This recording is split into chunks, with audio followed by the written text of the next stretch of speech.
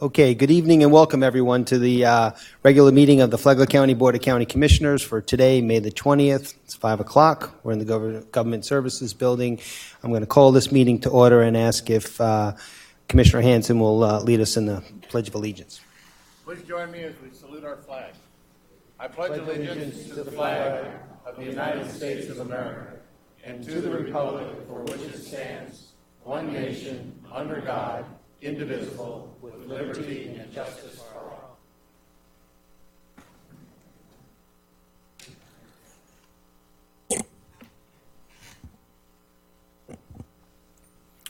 And as we do every time, it's appropriate that we offer a moment of silence to remember all the good things that we have in life, and also always keep our first responders here in Flagler County in our hearts and our minds. And as we approach Memorial Day next week, think about all the brave men and women that serve our country both here and abroad.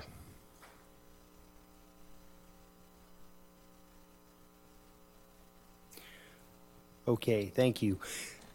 First order of business is additions, deletions, and/or modifications to the agenda, and I don't believe that we have any. So we can check that off, and we'll move to announcements by the chair. Number one, please join us at the Government Services Complex here on Monday, May the 27th, which is Memorial Day, at 10 o'clock for our services. And a reminder that the Flagler County offices will be closed also on Monday, the 27th of May, in observance of Memorial Day. We're soliciting registered voters residing in Flagler County for various citizen volunteer boards and councils. Some of these positions by law must be filled by persons currently representing certain occupations or residing in a specific area of the county. These positions will be open until filled, and please respond as soon as possible for consideration. We have an opening for members on the Contractor Review Board. We need a plumbing contractor, a roofing contractor, and an engineer or an architect contractor. We need one member on the Economic Opportunity Advisory Council, representing the finance, investment, and banking industry. We need a individual involved in the tourist industry to serve on the Tourist Development Council. We need one member, citizen at large, for the Value Adjustment Board, and one citizen at large member for the Library Board of Trustees. And as a reminder, again, all those positions will remain open until filled. And please, you can check out for more information or get applications on our website, which is flaglercounty.org, and it's under Advisory Board Vacancies, or you can contact Ms. Mari Davis at 313-4094, and her email address is mdavis@flaglercounty.org. As far as upcoming meetings and workshops, we have a regular meeting. Our next regular meeting is scheduled for Monday, June the 3rd, which will be 9 a.m. here in the chambers. And we also have a budget workshop scheduled the same day, Monday, June the 3rd. That'll be at 1 o'clock here in the chambers as well. And I think that's it in terms of announcements by the chair. We'll move on to recognitions, proclamations, and presentations. We don't have any recognitions this evening, and we'll move to our proclamations. First one is recognition of Drug Court Month, and I'm going to do the honors on that one. So I'm going to read our, who's here? You are, Mike? Anybody else from Drug Court Organization? Okay. Judge not making it this evening? Judge sent his apologies. Great. Unfortunately, he was not in today. Understand. Well, thank you. All right, so let me just read this proclamation. A proclamation of the Flagler County Board of County Commissioners recognizing the month of May 2019 as Drug Court Month. Whereas drug courts are an effective tool for reducing substance abuse and crime in our criminal justice system, and whereas for 30 years, drug courts have been restoring lives, reuniting families, and making communities across the nation safe for more than 3,000 courts. And whereas drug courts facilitate community-wide partnerships, bringing together public safety and public health professionals in the fight against drug abuse and criminality, and whereas research shows that drug courts are demonstratively effective and significantly improve substance abuse treatment outcomes, substantially reduce drug abuse and crime, and do so at a lower cost than any other justice strategy. And whereas Flagler County Adult Drug Court began in 2006, and 168 people have graduated from the program, and whereas 78% of Flagler County Adult Drug Court graduates had no new felony charges, and 87% of graduates had no new drug charges. And whereas the judges, attorneys, treatment and rehabilitation professionals, court personnel, and others dedicated to drug courts and similar types of treatment programs are healing families in this community. And whereas the Flagler County Board of County Commissioners recognizes the successful work of the practitioners and participants of drug court programs to reduce the impact of drug abuse in our community. Now, therefore, be it proclaimed by the Flagler County Board of County Commissioners that they hereby proclaim the month of May 2019 as Drug Court Month in Flagler County, and urge all citizens to recognize the significant contributions of drug courts and congratulate this year's drug court graduates, adopted this 20th day of May 2019, attested by Mr. Tom Bexley, Clerk and Circuit Court Controller, and signed by myself, Donald O'Brien, Chair of the Flagler County Board of County Commissioners. Welcome, folks, and glad for you to say a few words to everybody. So much. My name is Shirley Olson. I work with Court. Shirley, I apologize. Would you mind? Yeah, just so we got you on the mic there. No Thank you, problem. Shirley. Again, my name is Shirley Olson. I work with Court Administration on behalf of Judge Perkins, Court Administration, and the Drug Court team. We thank you for this recognition. It is so great to have the proclamation and to bring attention to drug courts as a whole. As you know, the team lives and breathes this day in, day out to really serve the citizens that have addiction issues here in Flagler County. So it is just nice to take a moment of pause and to recognize that. So thank you so much, and we appreciate it. Okay. Anybody else? My name is John DeGard. I'm the Flagler County Drug Court Coordinator. Welcome. And I'm here tonight just to thank you and thanks for the support that you continue to show the drug court program. Thank you. You look familiar. Thank you, sir. It might come up again. Mike Feldbauer, I'm a member of the Flagler County Drug Court team and also the president of the Flagler County Drug Court Foundation. Gentlemen, we'd like to thank the county again for your continuous support, which is not only obvious by the proclamation, but obvious as you attend our graduations and other festivities that we have for our participants. So we'd like to continue to thank you for that. Your presence is very important to our participants. So on our last week when we had our graduation, to see everybody there at the table, they know our county is behind them, so we want to thank you for that. Our county is blessed not only to have a great drug court team, but the Drug Court Foundation, we're the only one, I believe, in Circuit 7, and which is designed to help the court and the participants in things that the court can do. We have a very unusual group of people on our team, including our doctor. So we have a great team. We look forward for your continuous and hopefully increased support. Thank you. Okay, Mike. Hi, Doc. Hi. Yeah. Well, my name is John Simeonidis. I'm the physician in the drug court team.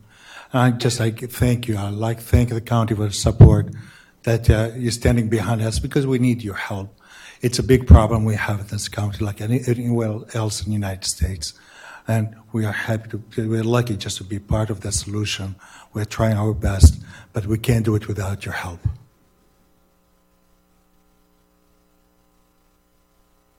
Ian Roberts, Drug Court. Excuse me, I got vertigo.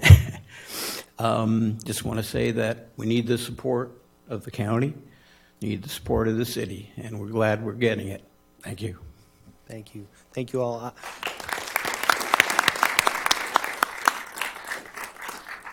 My fellow commissioners might want to say something. I can tell you I am so honored every time I get a chance to go to the graduation. I was really honored to be able to speak the one time that you invited me, Mike, and I appreciate that. But I can tell you I've gotten better at my attendance because now I learn to bring a tissue with me because I need it every single time. Every time.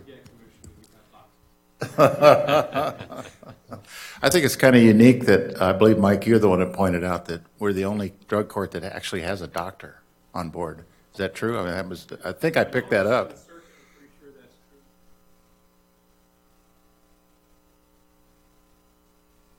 Yeah. Not only do we have a doctor on the team,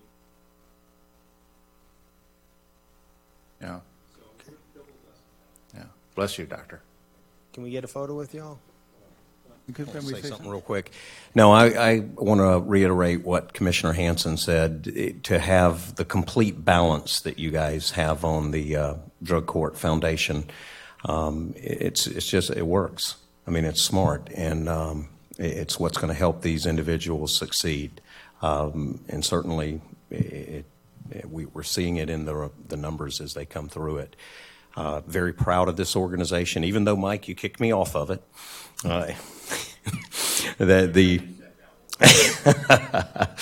No, that's a joke. But very proud of this organization, and it needs to be strengthened and continue to be supported.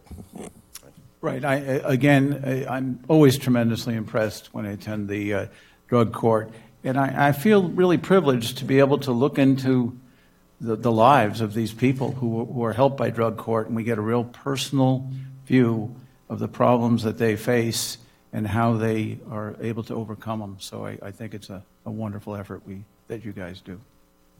All right. Joe, you shouldn't feel too bad about getting kicked off.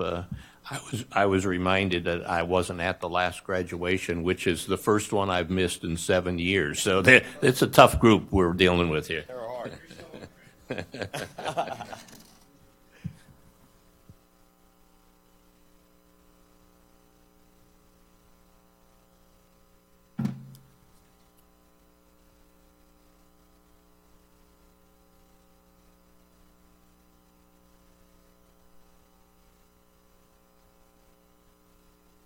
Everybody ready? Oh, I'm not ready.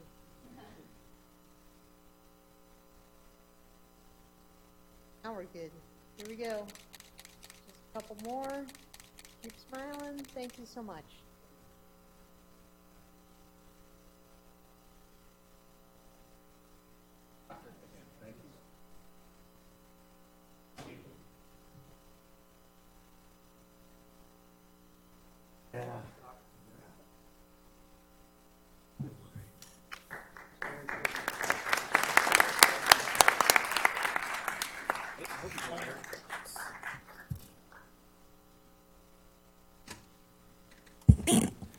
I'll entertain a motion on that proclamation.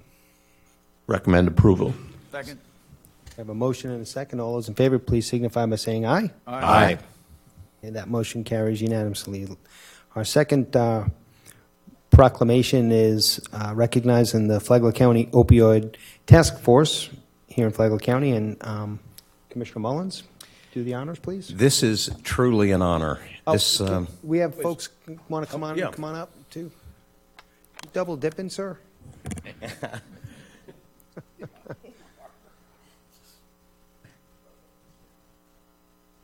Oh, sorry, Commissioner. That's okay. I do want to say this too. Pastor Solano sent a message and said that he couldn't be here tonight, that he was with you guys. He's actually out of town visiting family, but he was with you guys in spirit, and he was very proud to be a part of this organization. And I do want to say, a year ago when this started, it's been, when we got the group together, I had no clue you guys would take it as far as you have. Y'all have done an incredible job in going out there and making a difference and spreading the word about there is hope to deal with the addiction.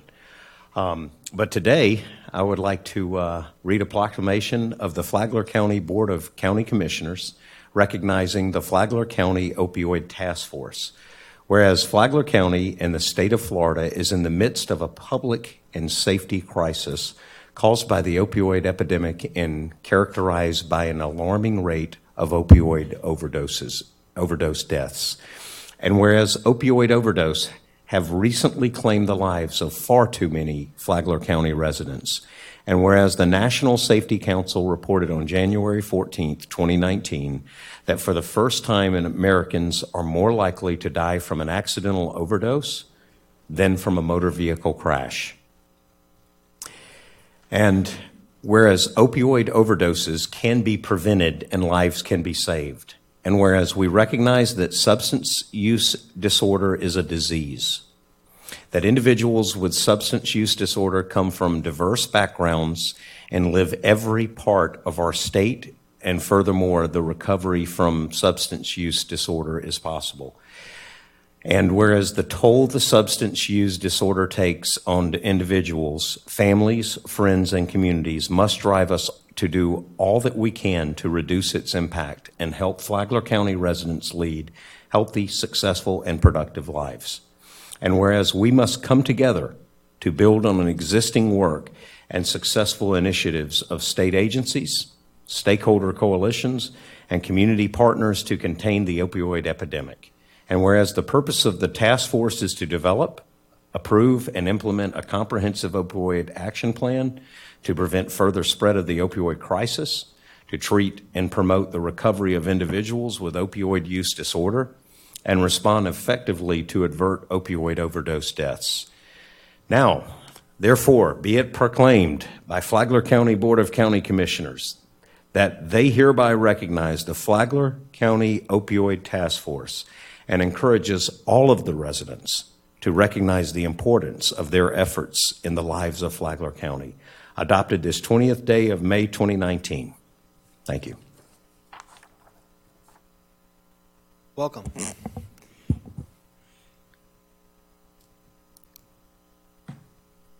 Go ahead. My name's Kathy Dalton, and my son passed away in 2016, August of 8th, and this is my mission now, and I want to thank you all for adopting this proclamation for us. We're out there spreading the word, and my goal in life is to, if I can help one person not die of an overdose like my son, then I'll do that till my last breath. And I'm my son's voice now, Patrick Sean Dalton, forever 28. Thank you, Kathy.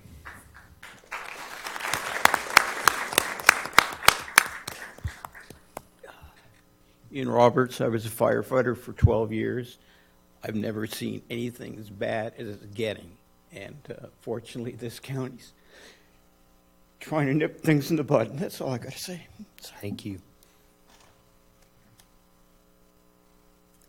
I am the mother of a lot of an addict or addicts, and I'm also know a lot of the young kids now that are addicted, and some that have passed away. So I'm here to make a difference and hopefully help out in doing a recovery community here in our county. Thank you. Thank you for recognizing us. This is our year anniversary on May 22nd, just so everybody knows. Wow. And I think in the past year we have started to make a difference. And we want to continue to make an even larger difference. It's my work and my husband's work for the rest of our lives now. We lost our daughter in November 2017 to a drug overdose. And we just want to make sure that no families have to suffer the way we have in the future. Whatever we can do to make that possible, we will do with the rest of our lives and all the energy we have. And thank you again for recognizing us. Thank you for coming. Okay, I'm sorry. Yeah, I'll get those. Kim Carney, Chairman, Flagler Beach Commission, and I'm here to support the Opioid Task Force with communication and marketing, and letting everyone know that government is behind and will work towards any kind of healing that we can help in our communities. So government, not everyone is in favor of what government does, but this task force, I believe, can make a profound impact in the lives of our families and our children. Thanks, Commissioner. Maria Barbosa. I am the school liaison of the Flagler County Opioid Task Force. I want to say to the county members, thank you for your support in this important cause. And my heart and my prayers goes to all the families where they lost a loved one. And to you, thank you for the hard work you put into it, and many blessings, and continue to do the good job you are doing in Flagler County. My love goes to you. Thanks, Ms. Barbosa. Mike Feldbauer, once again. Gentlemen, again, thank you for this recognition, which is really an important part of our growth of the opioid task force in the council. Now that the county understands that the county is behind it and recognizes it. This is not an individual problem. It's not just a city problem. It is a county problem. And getting county support is real important for us. I'm not talking about finances. I'm talking about getting out there and saying, yes, this is our community, and we need to do things to do it. The Flagler County Opioid Task Force is designed to eventually become a 411 for the community, so people that need help are going to be able to go to a central location and find out where that help is available. It's taken a while. It will continue to take a while. We're growing. We do need community support. We do need others in the community that would like to be part of this. Now through November, we will be meeting on the fourth Tuesday of every month, and we'll be meeting at the Flagler County Library on Palm Coast and Belterre. The public is welcome to be part of that, to see if you have something that you'd like to add to it and help us grow and help us get the word out. So we encourage all to attend, find out if it's something that's for you. If not, there's still no condemnation, but get out there and find out what's going on. As you probably can tell by listening to the parents that have come up here, this problem has no boundaries. It's not a back alley in New York, Boston, Chicago, or LA. It's wherever people are. It's in each and every one of our neighborhoods. Whether we know where it is or not, it's there. We have to be aware. We have to be willing to do what needs to be done to get it taken care of. So I thank you for your support. I thank particularly Commissioner Now Mullins, who was one of the founding members, along with Pastor Solano and myself. It'll be a year, day after tomorrow, where we had our first meeting. And it's taken a while to get the motion going, but we're getting there. So again, thank you, gentlemen. Okay. Thanks, Mike.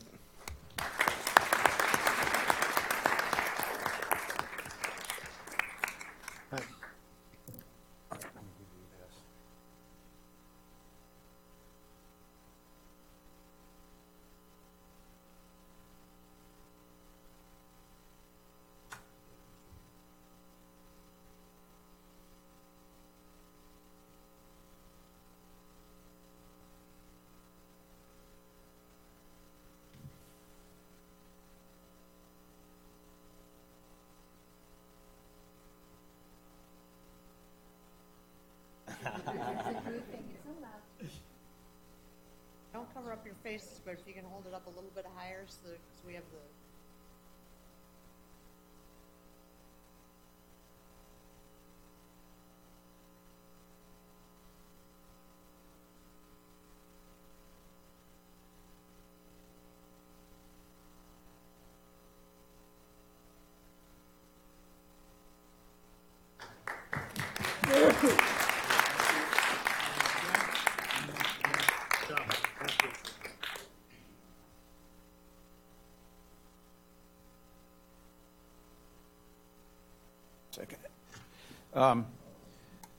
Make a motion to approve the opioid task force proclamation as signed by Donald O'Brien, Chairman, and Tom Bexley. A second.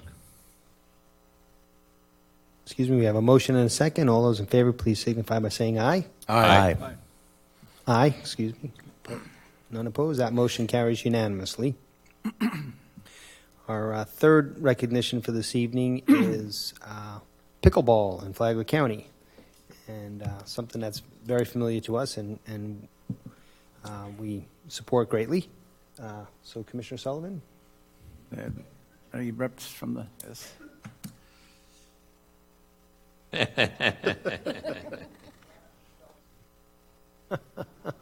We'll let you kind of get situated.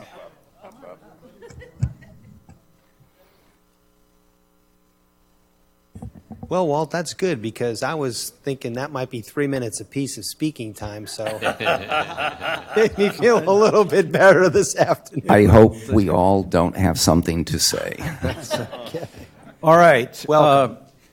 A proclamation of the Flagler County Board of County Commissioners recognizing pickleball in Flagler County. Whereas pickleball is one of the fastest growing sports with more than 2.5 million participants in the United States, and pickleball is an intergenerational, low-impact, competitive sport that is easy to learn, inexpensive to play, and promotes camaraderie, teamwork, kindness, and enjoyment for individuals and the community as a whole. And actually, it's easier to learn than to say the proclamation like I do. Whereas pickleball volunteers and enthusiasts share their joy of pickleball and build community by providing nets, paddles, balls, and a gathering in Flagler County to host tournaments and free drop-in clinics. And whereas pickleball ambassadors welcome all generations, from youth to super seniors, who may be isolated, to give them a welcoming place to play pickleball, which helps improve physical, social, and emotional health. And whereas records show that hundreds of people are playing pickleball at over 30 courts located in Flagler County, and whereas the United States of America Pickleball Association, USAPA, announced that the month of April is once again designated National Pickleball Month. And whereas we're 1 month late, I guess, given this award. Whereas the 2019 Hammock Cup Pickleball Tournament was hosted by volunteers at Holland Park in April for the third year, which had 241 competitors who played on 10 courts with players ranging in age from 17 to 84 years old. And whereas Flagler County supports pickleball and is excited it has encouraged so many residents to live a healthier and active lifestyle, now therefore be it proclaimed by the Flagler County Board of County Commissioners that they hereby recognize pickleball in Flagler County and encourage all residents to recognize the health and wellness benefits it provides in Flagler County. Adopted this 20th day of May, attested by Tom Bexley, Clerk of Circuit Court and Controller, and signed by Donald O'Brien, Chairman. So congratulations.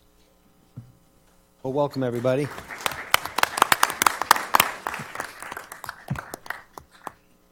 You have some things you want to say, Walt, please? I do. My name is Walt Hooker. I'm one of 3 ambassadors in Flagler County, but I would just like to say that everyone standing here with me, behind me, are all ambassadors of the sport. We all really love this game. We love the people that we play with. And I know that Commissioner Hanson is just waiting for the shoe to drop of, we would love to get more courts. I'm working it. We know you are. But we appreciate the proclamation and the work that Commissioner Hanson is doing to try to get us more courts. We know it takes time, it takes resources, and you have a lot of priorities. And our hearts go out to the prior 2 groups that were up here. They are really a tough act to follow. And we appreciate what you do for them and what they're going through. Thank you. Okay, thank you, Walt. Appreciate it. Would you all like to join us for a photo? Maybe we could. I would like to add something, Mr. Chairman, if I I'm could. sorry, go ahead. That our intent is to add the 12 more carts without spending a penny of taxpayer dollars to do it. And we're real proud of that. And the thing is moving. The train is moving. Okay.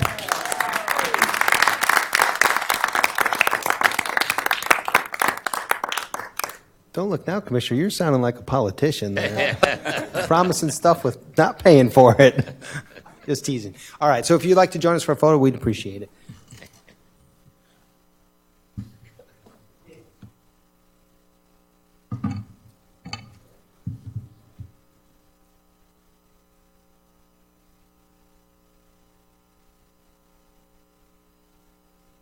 Spread out a little bit. Friendly.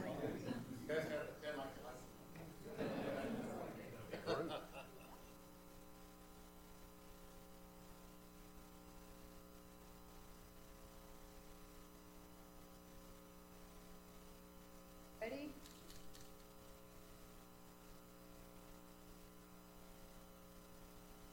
Congratulations, guys. Congratulations.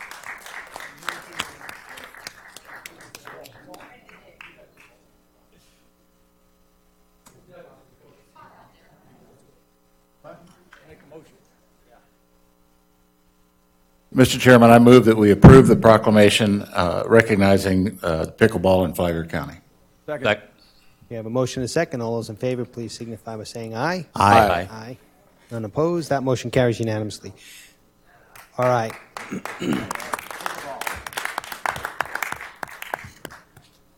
So, Walt, can I call you back up here for our check presentation?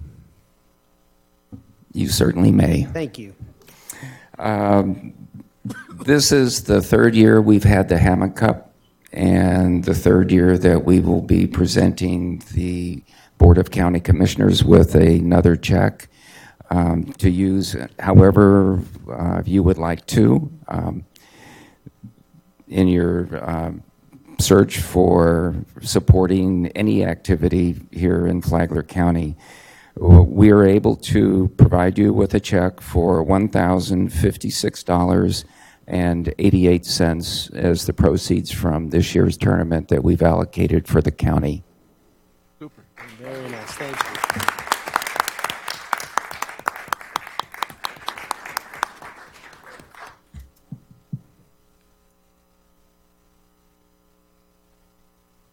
I think it should, just the two of you. Yeah, that'd be great. Yeah. We'll just be in the background. Thank you.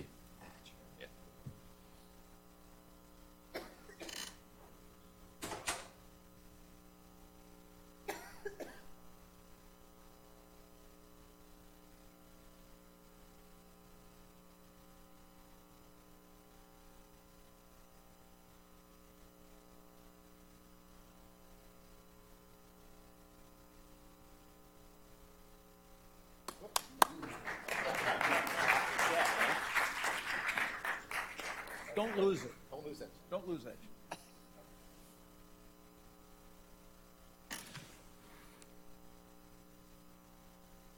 You see, there's already a mini hurricane out there. Yeah.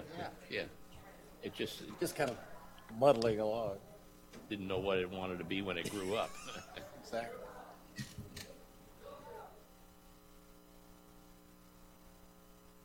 Okay, next on our agenda is a hurricane season briefing by our Emergency Management Chief, Jonathan Lord. Welcome, Chief. Good morning, Mr. Chair and Commissioners. Just waiting for the PowerPoint to pop up. There we go. All right, so good evening. As with last year, my ultimate goal is to provide you with no hurricanes for this season.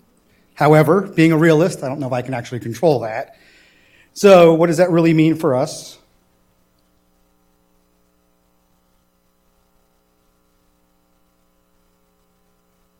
Wait for Julie to manually.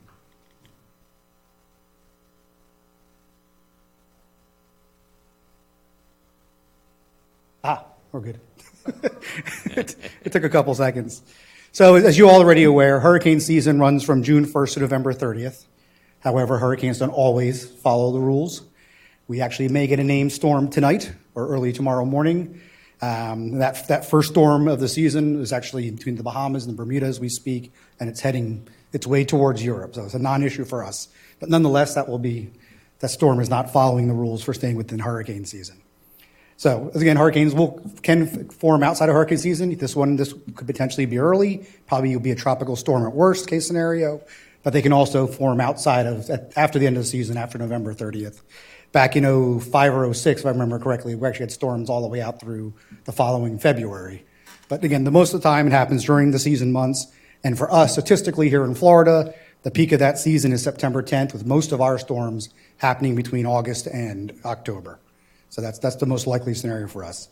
Most recent storms of note was Hurricane Michael last year that hit the Panhandle. That was upgraded a couple weeks ago to a Category 5 storm after some analysis. So that was the second Category 5 storm to hit the state of Florida. And obviously that much more devastating than Hurricane Andrew was back in '92 because it was an area that has some weaker infrastructure than South Florida has. And obviously a lot more people have moved in that area. So that was quite devastating for our state. The state is still trying to help the Panhandle recover as we speak. For those of us here in Flagler County, we are well aware that in 2016 and 2017, we had Hurricanes Matthew and Irma. Both of those large storms when they were out in the Atlantic or in the Gulf. However, they were actually quite small hurricanes for us here. Our impacts really truly being no worse than Category 1 or more likely tropical storm type impacts, just to provide you all with a frame of reference here. The first storm, again, if it does pop up and become named, will be Andrea, and those are the rest of the names for the season. And if for some reason we surpass those names, they'll start using Greek names as they did back a couple years back. The hurricane season outlook. So we're a little early on the outlook other than Colorado State University released their outlook for the season.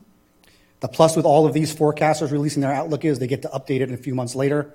So they are saying basically a slightly normal or slightly above average season, if at all. The 30-year average from the National Hurricane Center is 12 named storms, that's tropical storm force or higher, 6 of them being hurricanes and 2 of them being major hurricanes, which is category 3 or higher. So Jonathan, the National Hurricane Center, they revised their forecast in August? Yes. So Thursday, they'll release their initial, it's an outlook, not a forecast, a technicality for them.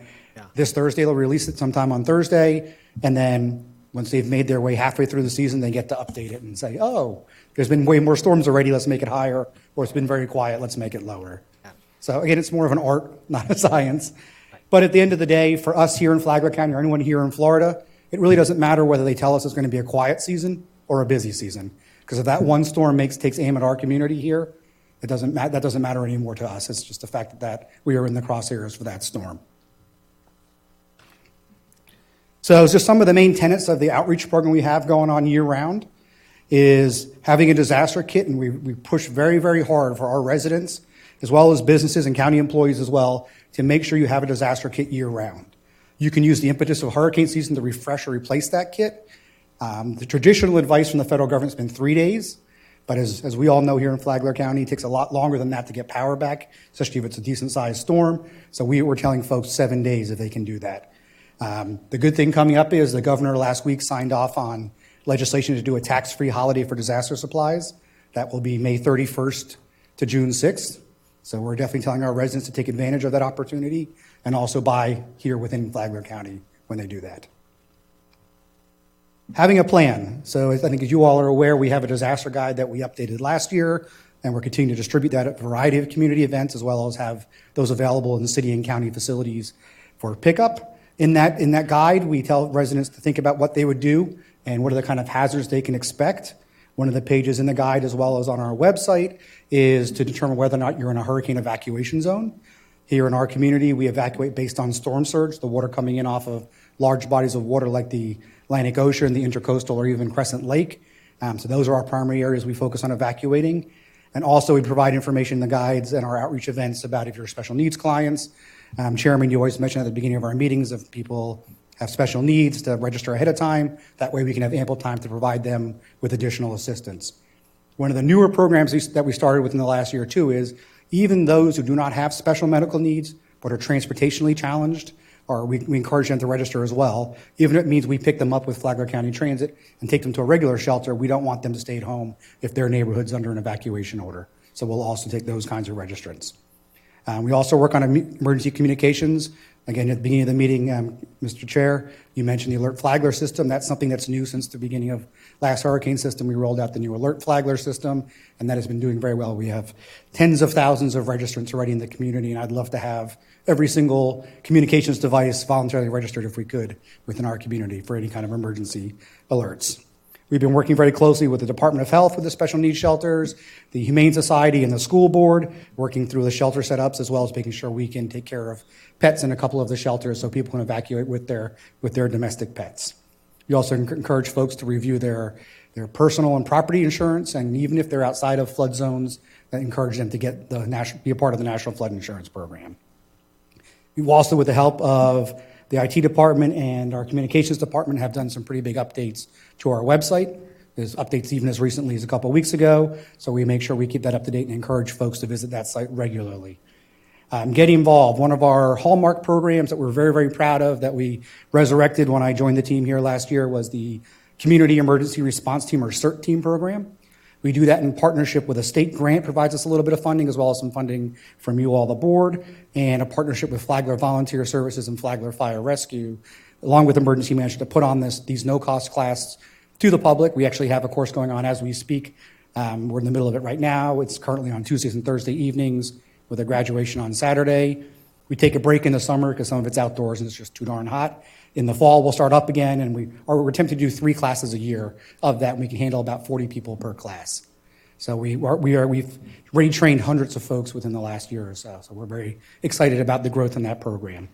And we've also started or resurrected a volunteer cadre to help us within the Emergency Operations Center for a variety of tasks, and if the EOC was to activate for a disaster. Government preparations, what we've been doing for the last few months or since the hurricane season ended.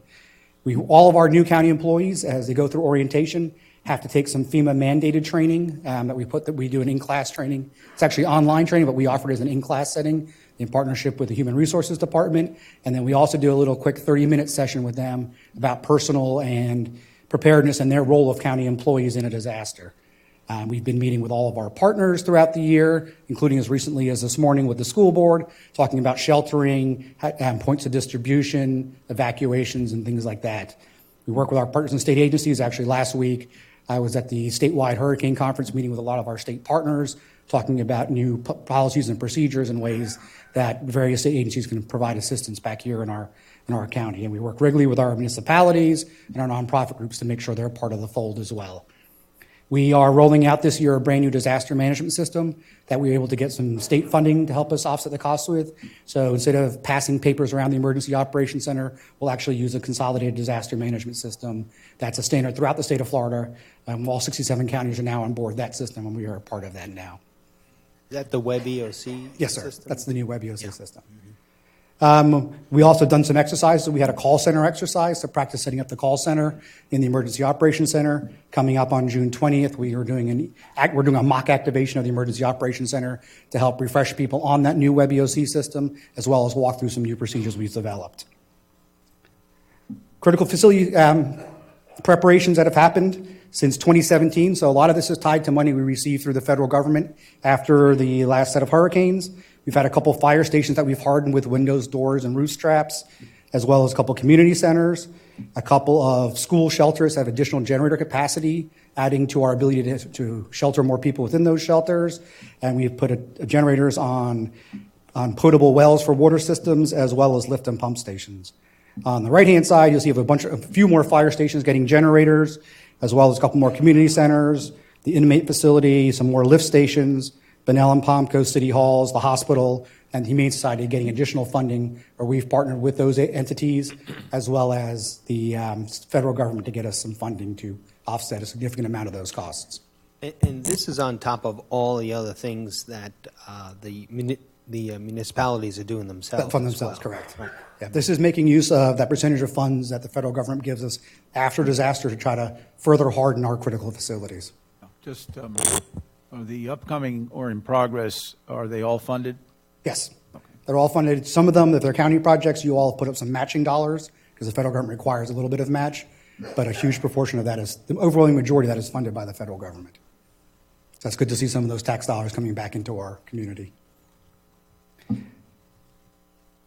Thank you. Any questions?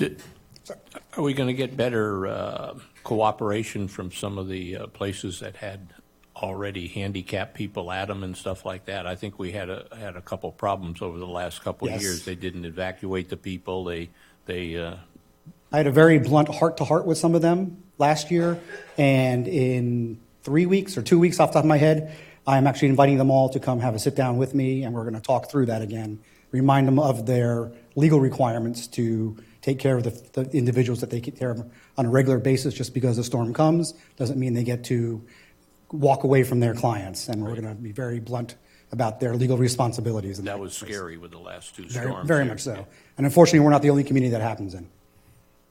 Jonathan, every year, every time we have a hurricane, we get a lot of questions about gas stations. Yes. And why aren't they generator protected? And the hurricane goes away and people run out of gas because the gas stations around Fauquier County can't pump gas. Is there a solution for that, or is there a way? So there is actually state statute that requires gas stations to have transfer switches or an on-site generator, but it's only if they have 12 or more pumps and with half a mile of an evacuation route. There was stronger rules put in place in some local governments. The state preempted that a few years back. However, we actually, oddly enough, one of my staff last week went out and visited every single gas station in the county just to update our information. Luckily, 90% of our gas stations have transfer switches. 2 of them actually have generators on site. A lot more of our gas stations are owned by larger corporations now that even if they only have a transfer switch, they have plans in place now to bring in generators so they continue to serve gas, to sell gas, as well as sell whatever they have in their convenience store. So the market is kind of driving them to be open when there is a disaster, even when there's no power, more so than any state rules may or may not require. And define transfer switch. Transfer, so they could bring an off-site generator, Right. stick it on the ground or on a tractor trailer, and plug it into the building and continue as if nothing happened. And also, the same thing is true for the Publix and places like Yes. that. So Publix is, and the big box stores like Walmart, Target, and Home Depot, Lowe's, those kinds of stores have all made the market choice themselves to have generators in place, and if not in place, to have them on contract, to have them delivered. Again, it makes good business sense for those stores to be able to be open. I want to commend you, Jonathan, too, coming to the town halls and communicating with people, and especially out on the west side where people are limited resources as far as technology, and going over some of the programs we have to help them.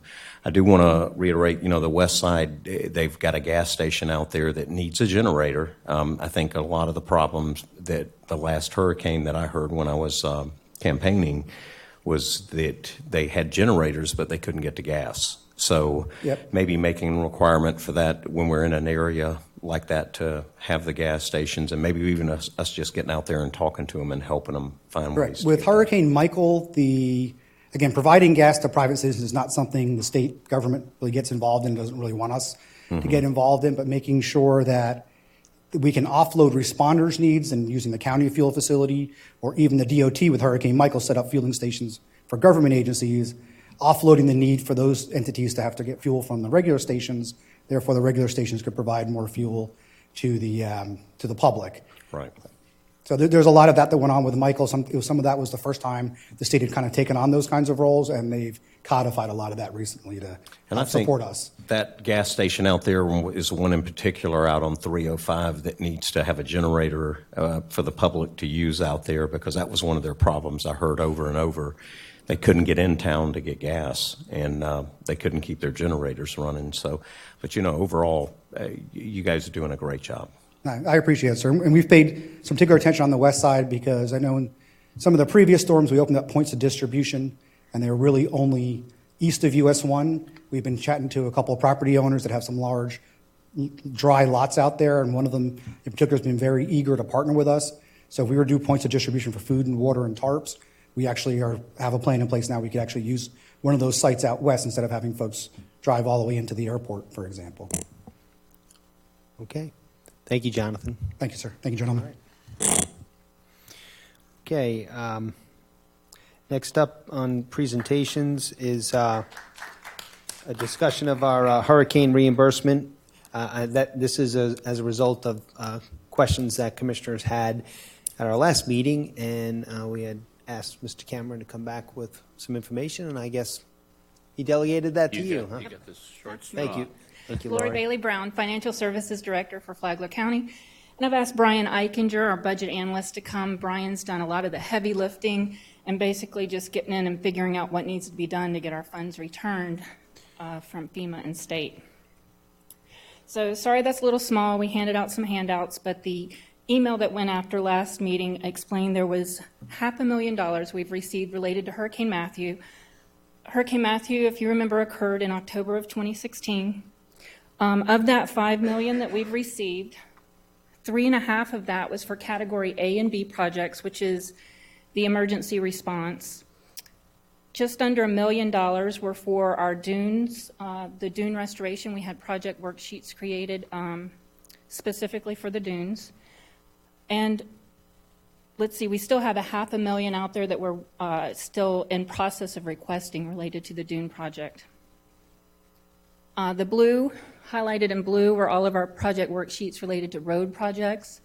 And we've received just under $500,000 in road projects. There's another $300,000 out there to be submitted for, and we're in process on that.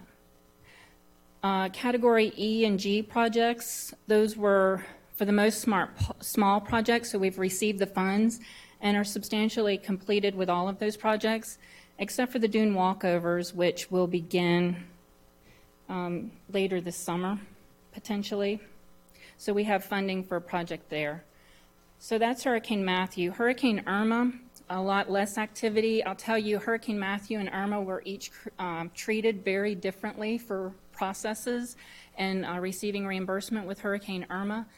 They're basically doing the 100% validation on the EPM, the emergency protective measures, before we get the reimbursement. So I've highlighted those in green on there. Those are the category A's and B's. We've received just over $100,000 related to that. So the bulk of that money is out there and in process. And Brian answers those questions as they come up to make sure we're moving along. The other projects were category C, E, and G. And as you see, we've received $100,000 or so related to those projects. And there's a little bit still pending for majorly for a road project, as well as a pavilion that needs to be replaced. So I'll be happy to answer any questions you have on status of hurricane reimbursement. Commissioners? I just have one question. It seems to me on Irma, we got a little chunk of money here, that almost 200,000, and then it seems like nothing's happened for quite a while now. Is there a specific, I guess you've explained the reason. Well, that validation has been a new part of the process. Things slowed. I know with Matthew, it seemed to, it seemed to start off really slow, then it poured out, then it eased up, and then it's been trickling since then. With Irma, yeah, we got that one very quickly. I think we were the first in the state, or very close to first in the state, to get a reimbursement, and then it's been crickets. But, you know, we're constantly, Brian is in communication with our representatives, you know, for the audit, the validation that they're going through on that emergency response. You know, those are the bigger ones we'd like, because that money's been spent a couple of years ago now.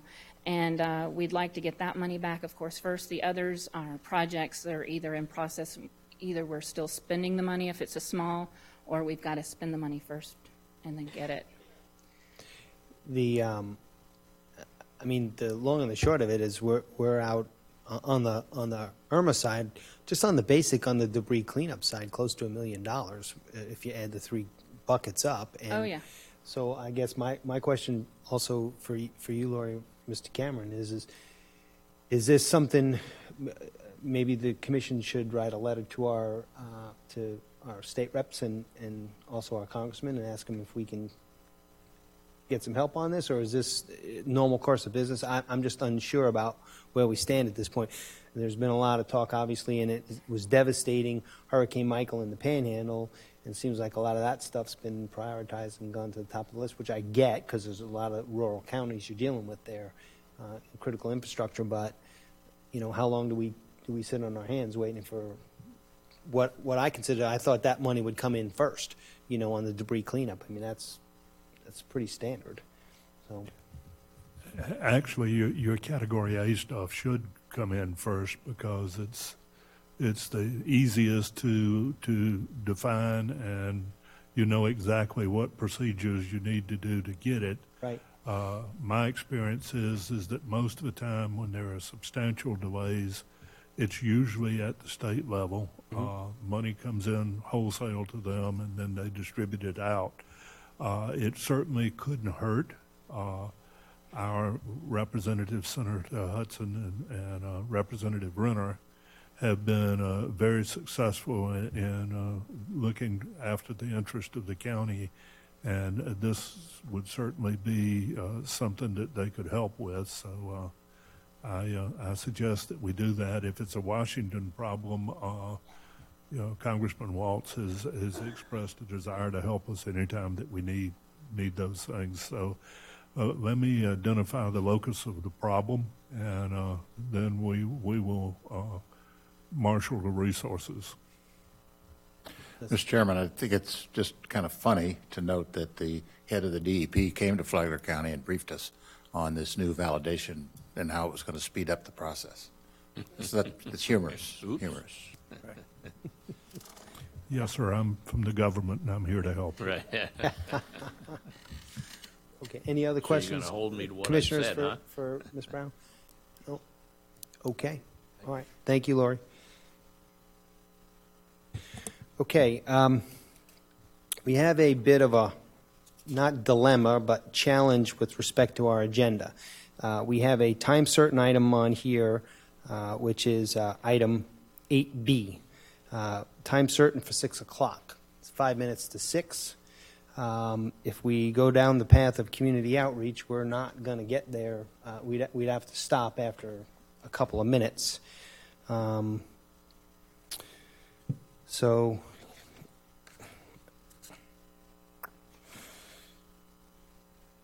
I guess, well, no, because we need community outreach for comment on the consent. So is there a possibility maybe Mr. Hadid and Mr. Cameron, you can do your reports here in the next 5 minutes, and 4 minutes, and we can be done with that portion? Or is that going to be too lengthy? Certainly, yeah. I'd be happy to do that, and if it gets interrupted, that's fine too. Okay. First off, I'll start with the sheriff's issue. We have unfortunately had a good bit of miscommunication about exactly what's going on with the placement of the sheriff, and we have actually modified our plan that we had for Palm Coast in order to temporarily accommodate the sheriff and his administration at that location. We are committed to the district concept for the sheriff's delivery of service, which means there will be no central operations facility anywhere in the county. The courthouse and the sheriff's constitutionally required office will remain in Bunnell, but Bunnell does not have, and will not have for a couple of years, its own district operations center. We are fully committed to the district system, and we anticipate doing the needs analysis and space study for the Bunnell system at the beginning of our next budget year in October, before the end of the year. That will be the first step in the design phase. It has been suggested that we put up a sign on the property where we are going to put the Bunnell's district operations center, stating that that is the home of the future library and sheriff's facility. I think that's an excellent idea, and unless Board of County Commissioners has advice and guidance to the contrary, I intend to do that within the next few weeks. We have also offered to appear at the Bunnell City Commission meeting to explain exactly what the track on this would be. The sheriff has agreed to appear and explain the district concept. The district concept is by far the best concept for delivering services, and the sheriff is already fully underway with that. We attended a District 1 office dedication today, and unfortunately that one wasn't built to accommodate the future, and we will probably have to revisit it within a decade or so. But the Palm Coast District 2 Operations Center is going to be sized for the future, and that will temporarily accommodate the sheriff's administrative staff. The Bunnell office, I would also like to get it sized to accommodate future growth, because even though Bunnell is less than 3% of the population and less than 3% of the sheriff's call for service, it has the greatest potential for growth just due to its size. So that is going to be an important district office for the sheriff, and we look forward to getting that done. I anticipate timeline, if our growth, both in valuation and construction, continues at the present rate, that we should be able to go out for bid on that in approximately 3 years would be my timeline. Certainly not long after that, unless something unforeseeable would happen in terms of disaster or national economic issues, things of that nature. But having those plans that will take care of the sheriff for the future is going to be very successful, I think, with the plan that we have laid out.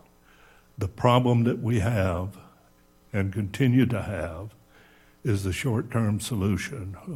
With the Sears building problem that we encountered, that temporary solution, or part of the temporary solution, went away, and we have been working very, very hard over the last week to try to figure out an alternative on that.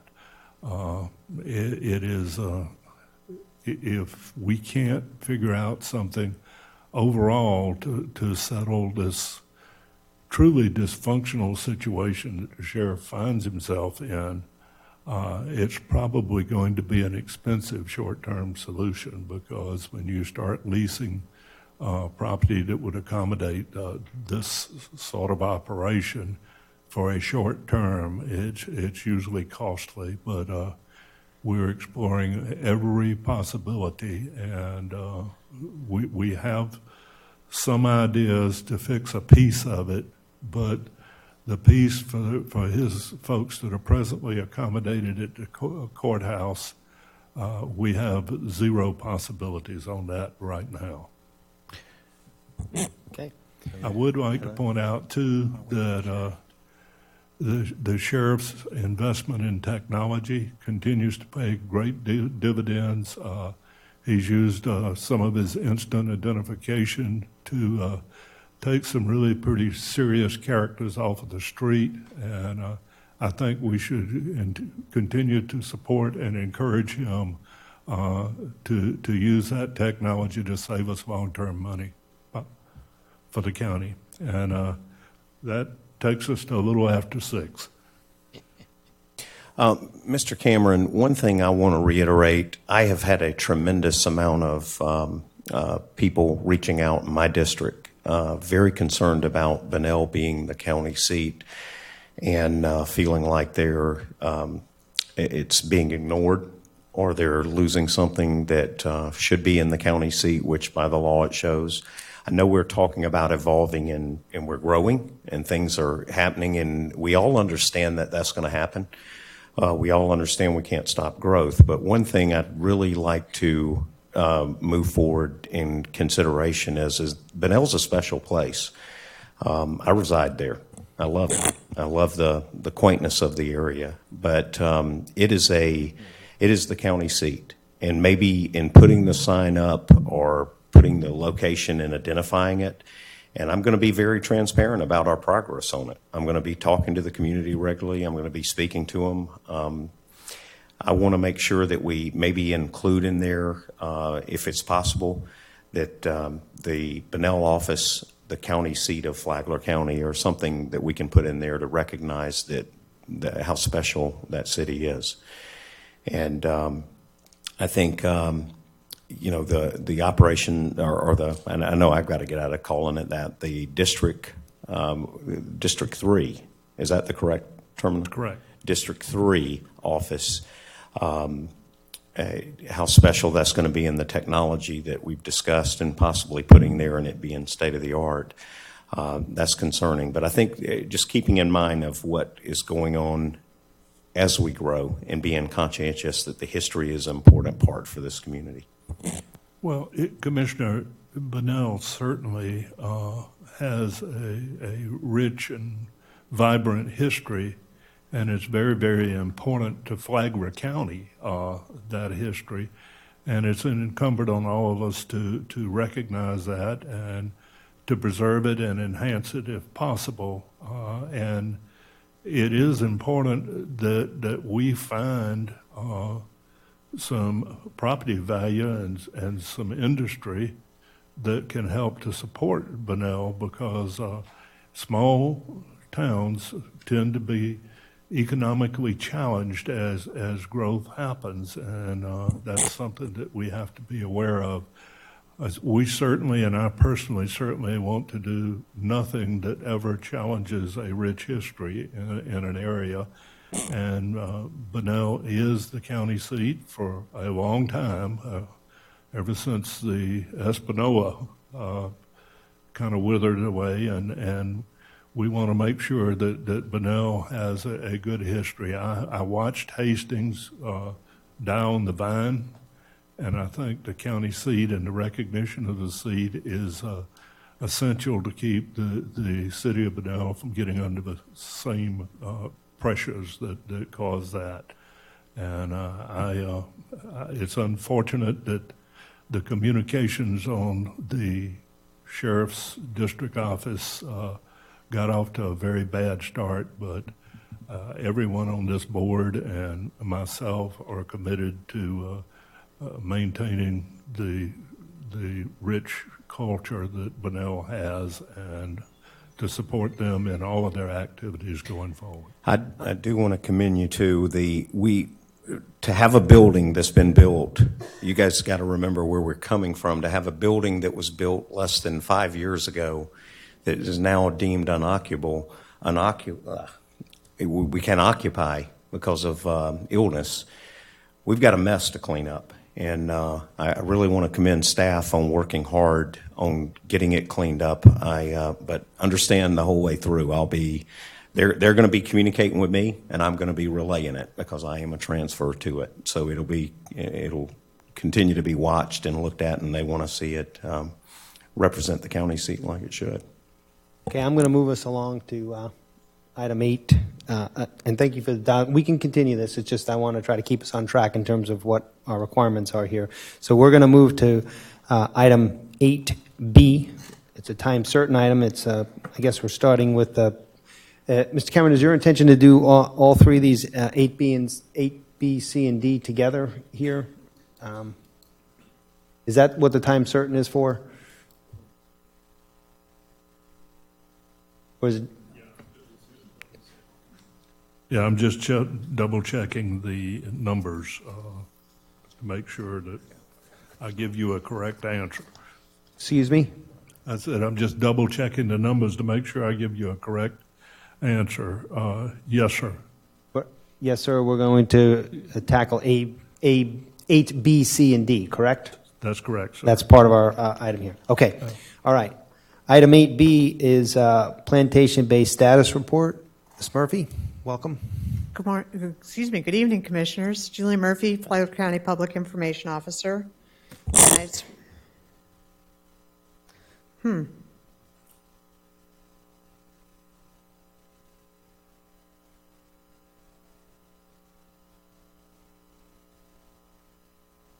spent much of last week putting together a report for you. It's a 6-page report. It's on our attached with our agenda on the calendar. These are just a couple of slides to go through that are pertinent to the remaining 2, 8C and D. So Plantation Bay Development of Regional Impact was approved in September of 1985. In its current iteration, it's approved for 5,000 total dwelling units, and that will become important in our discussion here in just a minute. Some key verbiage of that DRI is that the applicant was to construct at his own expense surface water management system, arterial roads, internal potable water distribution, and wastewater collection, treatment, and disposal. The applicant was allowed to recover capital costs through its user contributions and aid in construction and user rates. And the applicant was to be allowed to turn the facilities, both the plants and the lines, over to Flagler County or another recognized governmental entity upon written request of the actual value of the customer capital contributions less that amount. Excuse me. So we're going back to the 5,000 dwelling units. This is an important number because both future impact fee dollars and user revenues or contingent on the growth to offset the Flagler County debt service incurred to pay for improvements to drinking water and wastewater treatment systems. Plantation Bay has been averaging 110 new users, and at the current rate of $4,655 for a standard household connection fee, that's about $500,000 a year that it offsets those costs that we will have. The total build out of the remaining 2,999 units at the current rate would provide us $14 million in revenues. And this shows the maroon is the operating expenses, the bright red is the debt service, and the green is the projected revenues and impact fees. And with that, this kind of takes us to 8C, which is Lori Bailey Brown for the board to approve the resolution authorizing a loan for the reverse osmosis water treatment system. Mr. Chairman, while the finance director is coming up, we had Julie to prepare this detailed report on the history because in my dealings with the people that are concerned about this issue, there was a lot of misinformation about who did what and when, and in order to have the conversation have a positive direction, I thought it was good to publish a linear history of what occurred and how Flagler County came into possession of it and what has occurred since then. So that was the purpose of the overview. And that document's on our website, correct? It should be, yes. Yep. Okay, I know we all received a copy of it. I just want to make sure. All right, so that's item 8B. Item 8C I will read, and I guess Ms. Brown's going to do this presentation for you, correct? Yes. Laura's conferring with the county attorney now. But I had a question, though, on the first part there. I think I heard that originally this was to be 5,000 units, and 2,000 of the 5,000 have been completed, and there's still another 3,000 to go down in that little case. Yes, sir. That's the way it was presented. Okay, so I'm going to read item 8C. Request the board approve the resolution authorizing a loan from Sterling National Bank in an aggregate principal amount of $3.8 million for the purpose of financing the installation of an expandable reverse osmosis water treatment facility plant at Plantation Bay. Ms. Brown. Good evening. Lori Bailey Brown, Financial Services Director for Flagler County. Item 8C is the approval of a resolution to issue utility revenue bonds for $3.8 million for the reverse osmosis system. We worked with our financial advisor, put out an RFP to banks, understanding that this project would be in the $6 million area. We knew we had impact fees to pay for a portion. We have a $2 million grant as well. There was a gap. The calculation of that gap was $3.8 million, and it still remains. And so we put out an RFP, solicited bids for qualified and non-bank qualified loans. We received those bids, and that's about the time there was a pause put on moving forward with Plantation Bay.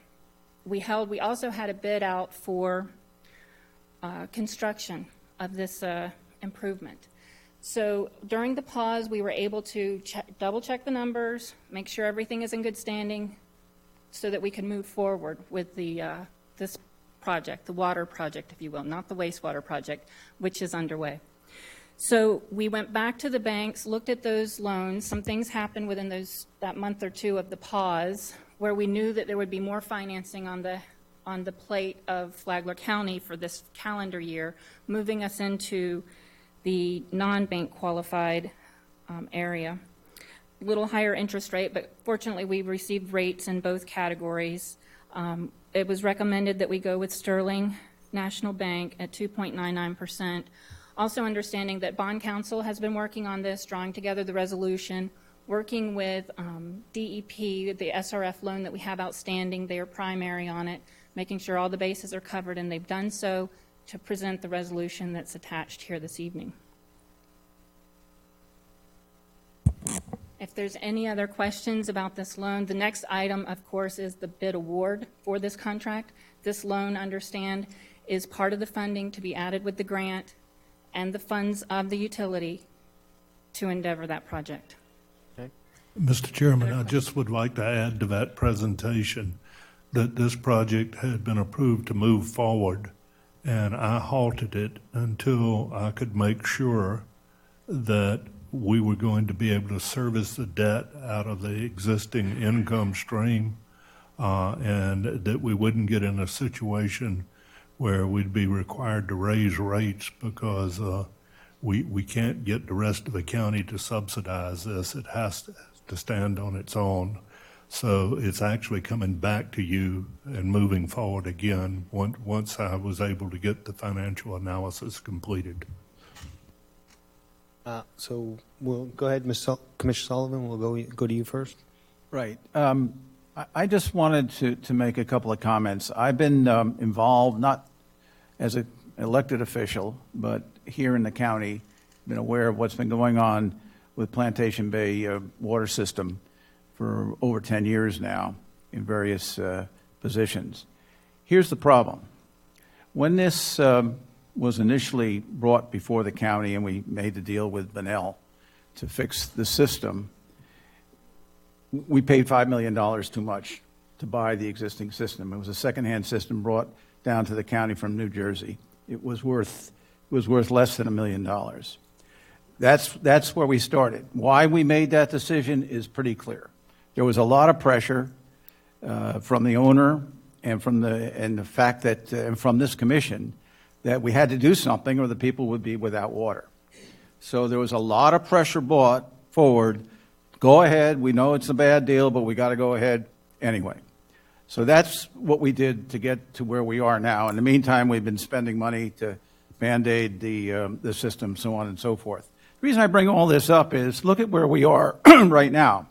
We're now going to try to fix a problem that's existed for a long time, and we're going to commit to $6,093,000 to fix it.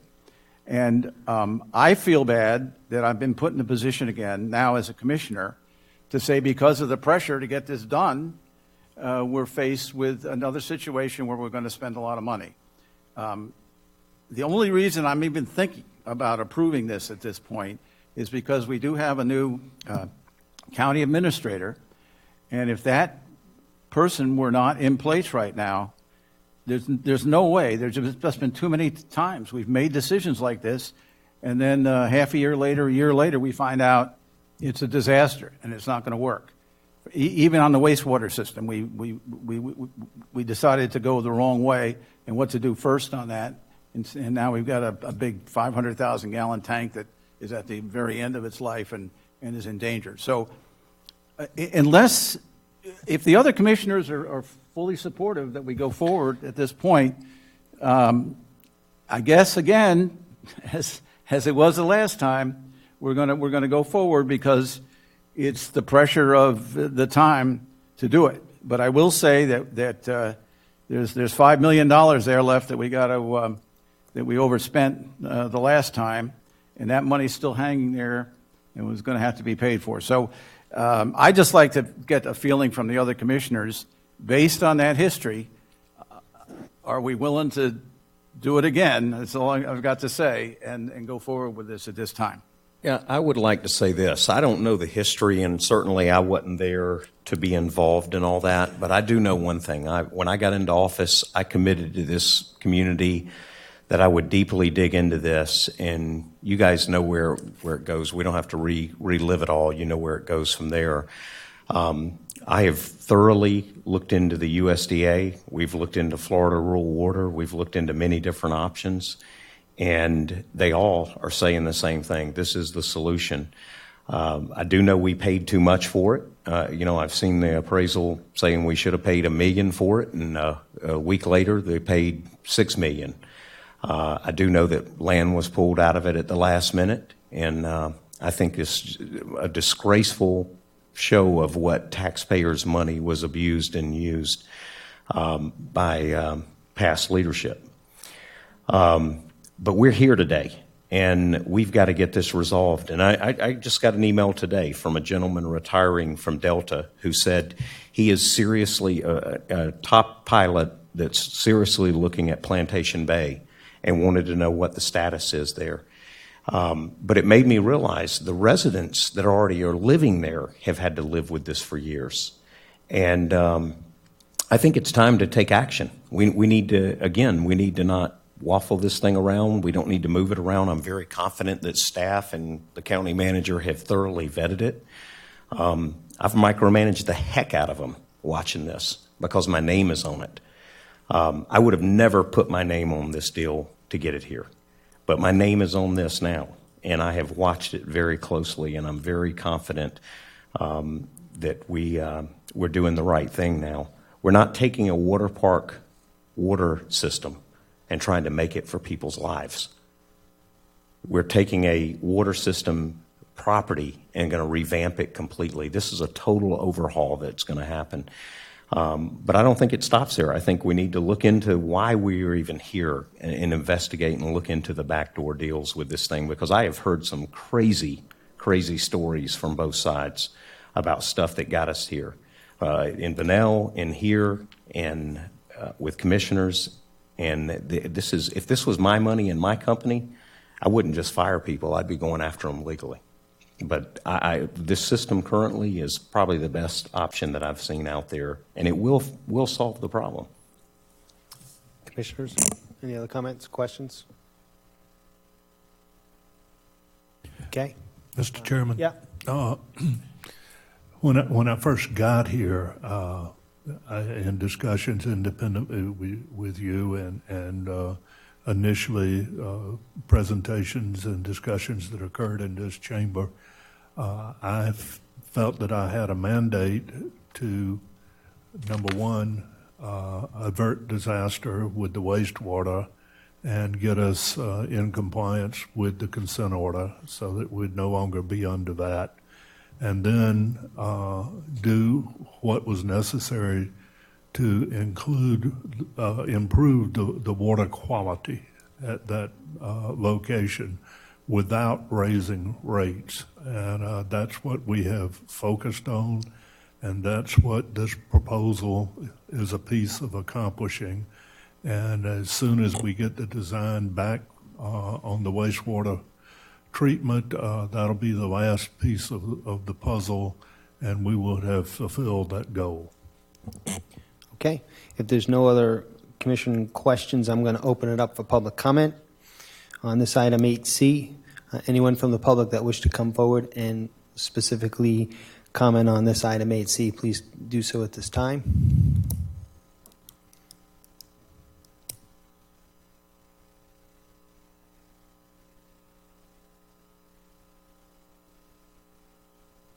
Good evening, George Mayo, Palm Coast. Stated I am not a resident of Plantation Bay, so as they say, I have no dog in the fight. But looking at one of the first slides, they were looking at revenue, and one of them stated impact fees. And if I'm correct, Flagler County does not have impact fees. So this developer continues to build out and put the onus of responsibility on the Flagler County. I'm wondering if this should be approved tonight. Obviously, people need water and wastewater treatment. But maybe this is something to look at, because if he continues to build, he's got 2,000 down and 3,000 to go. Impact fees would surely help. Also, I'm just wondering, it has been bantered about before and talked about having a lull in the building and having requesting stopping the building for a little while to help with the situation until it's sorted out and completed, because just adding houses is just adding to the strain on the water and on the sewer. So that is something to look forward to. Yes, you have to approve this. People need the water, but to stem the tide of these are two propositions I ask you to look at in the future. Thank you. Thank you, Mr. Mayo. I know. Hello. My name is Pat Murray. I am a resident of Plantation Bay. And I came here 5 years ago, and I came to this same place, and we spoke about the importance of the water. And I appreciate the fact that you are doing everything you can. It is extremely important that we get quality, clean drinking water. I can't even begin to tell you what health potential could happen if we continue to drink and bathe in this kind of water. So I don't want to hear, maybe we should wait another couple years and see whether we can get impact fees. The problem is now, and this is when we have to do it. And honestly, I've been here before. I've heard it. I was told, well, wait, we'll go the back door. We'll get legislative. We've got people in the behind the scenes. I don't want to say what I really think right now because we have to do it now. We just have to do it now. It's inexcusable to have waited 5 years and have had the same problem occur over and over again. I was actually going to bring you a big pitcher of water. I was going to let it sit for a day. And I was going to give you glasses, and I was going to let you drink the green water and see what you thought. I'm glad I don't have to do that. I'm glad you're moving forward. I think it's extraordinarily important that we do this now. Thank you very much. Thank you, Ms. Murray. All right, folks, any other speakers on this item? Good evening, Jane Gentile. I applaud Mr. Mena, and I appreciate Ms. Murray. I've been on this from the very, very beginning. Let me bring you some very important facts. First of all, Joan Affitato and I met with, we call them now Tonto and the Lone Ranger. It was Mr. Martinez and Mr. whatever from the Bunnell Water Department, who told us that if the county did not take over the water department 6 years ago, we were going to have a Titanic. The facts are very simply, we are in debt $6 million, yet the Titanic continues to sink. Not one penny has gone towards replacement. Band-Aids, yes, Commissioner Sullivan. Not one penny. Our bills have more than doubled to pay more than double the price that our county attorney should be fired for allowing us to pay when we could have taken the facility by bid from FDEP because of an outstanding consent order. That's number one. So we're in debt for $6 million. We now have a water bill of $106 a month. We desperately need this. It's 6 years overdue. I'm asking the county to do two things. Number one, we've had enough false promises and enough burdens on our property. And I do appreciate Mr. Cameron, and I would like my commissioner to listen to every word I have to say. Thank you. This promise, this goal of Mr. Cameron, I think he's doing a hell of a wonderful job. You need to fire Mr. Hadid, number one, because according to federal law, Clean Water Act, FDEP did not have any legal right to close the original consent order against Plantation Bay. I have filed 2 petitions. The director hasn't answered me yet. The consent order you have right now says you cannot assign it. So, 2 things. If you're going to approve this loan, you need to put in the motion that under no circumstances will there be 1 penny rate increase to the users of the utility, because the bond says that's where the revenue is going to come from. It's going to come from the revenues, okay? Secondly, that has to be part of the agreement because we do need the water. Secondly, you must order the county attorney to go after DEP to make the original respondent of the consent order pay up in full every penny for the consent order, because that is federal law.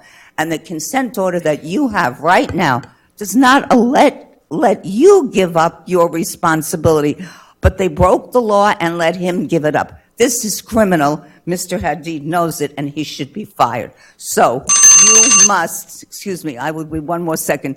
You must put a promise in your motion that this loan will not come out of our pockets as users or as a special assessment, and you must go after FDEP to enforce their own laws that the consent order costs come out of the original owner's pockets. Thank you. Thank you.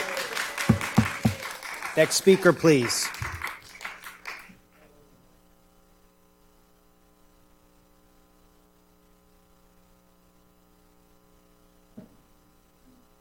Good evening, gentlemen. My name is Robin Shefsky.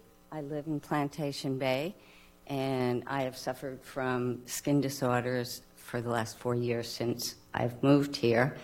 from the water. And I've had to use medications to control that. I don't drink the water, unfortunately, because we can't right now. So I'm very happy that you are going to go ahead with the osmosis that we was supposed to have completed this year, and we were looking forward to it. And if we can get that done still this year, it would be to the advantage of all the children, all the families, and everybody's health. It's a health issue. It's not something that we can longer deal with. We pay our taxes. We pay our taxes happily, but we need clean water and safe wastewater treatment. Thank you very much. Thank you. Next speaker, please. Folks, again, just a reminder, it just wastes time, and our rules don't permit audience participation with clapping and all of that stuff. So we need to be respectful, let folks say what they have to say, take the 3 minutes, and let's keep moving forward. Thank you. Okay, my name is Linda Young, and I live in Plantation Bay and have so for 19 years. So I have seen this whole thing play out over this time. I have a couple questions. Before the water system was purchased by Bunnell and Flagler County, the state had a responsibility for overseeing it because it was a privately owned water system. Do they have no responsibility in this whatsoever? That's the first question. Second question, we're a split community. Not only are there Flagler residents, but there's Volusia residents. Where is Volusia County on this? Why are they not a part of the solution set? And then lastly, I don't care who caused the problem. You guys come and go based upon us voting for you. What I want is for the people that are here now to get this done. You are affecting our property values, which translates to revenue to you guys, and it is time to finally get it done. I don't want to go to a meeting like I did when somebody stood up and say, Beverly Beach, the cavalry is coming. Do it now. Thank you. Next speaker, please.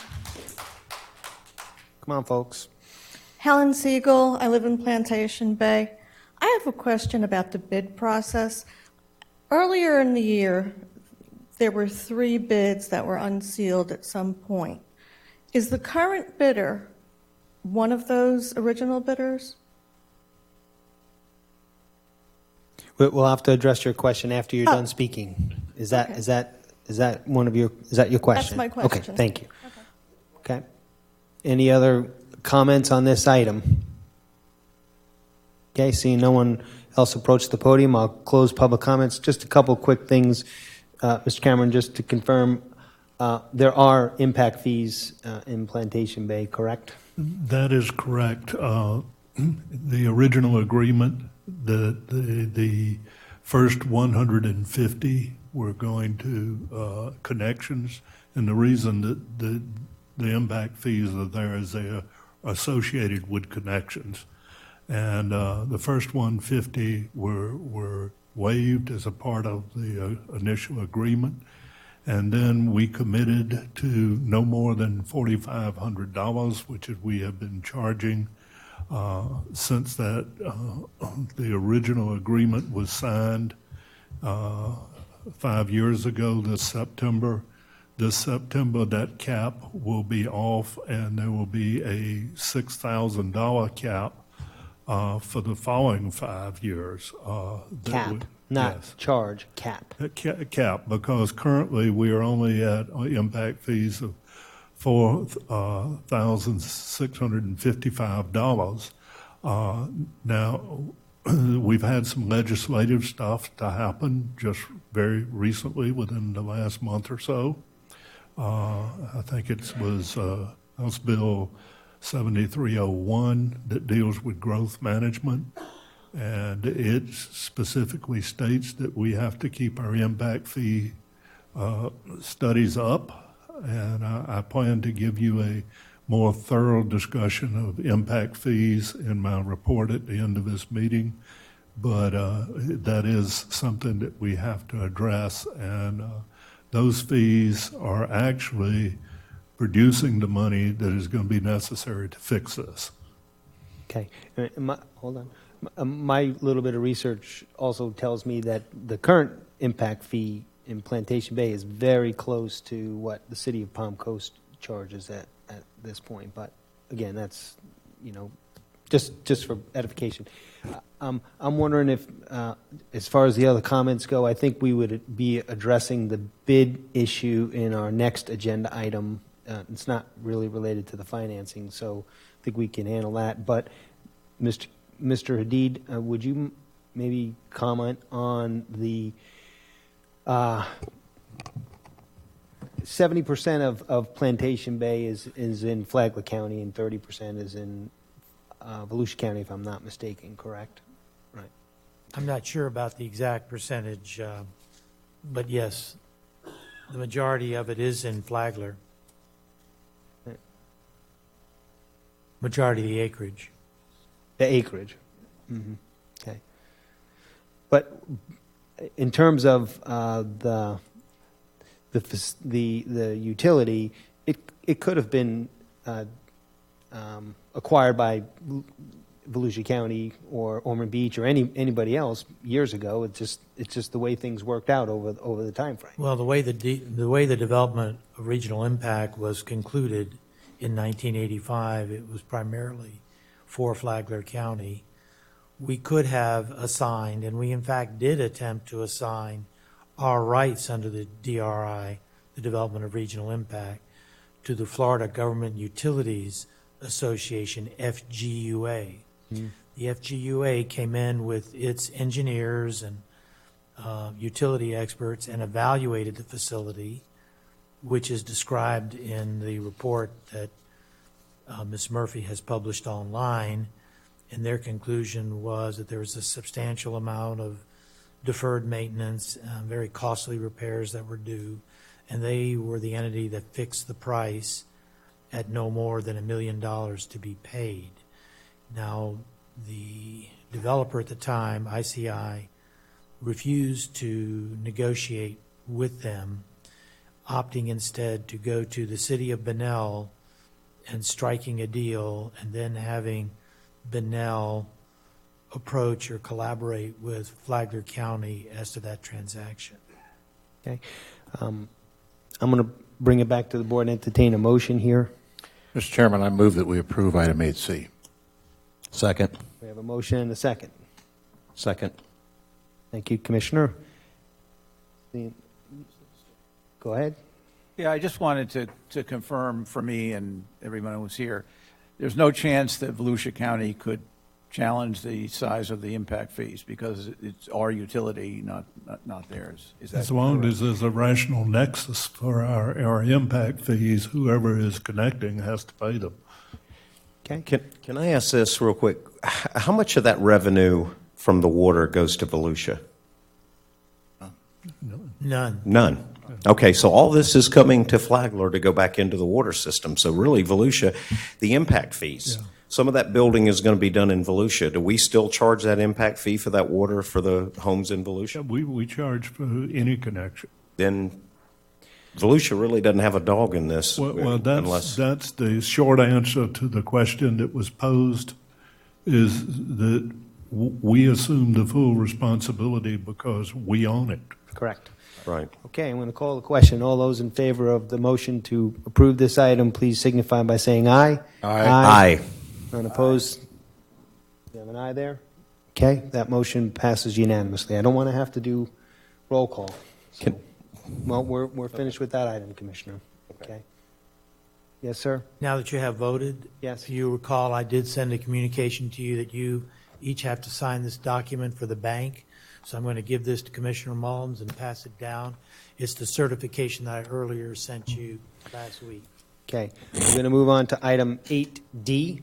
That's consideration of a bid award 19018B to Sawcross Incorporated for the construction of Plantation Bay Water Treatment Plant improvements in the amount of $6,093,000. And it looks like we have a presentation here from Ms. Al-Khatib and Ms. Kalar. Is that correct?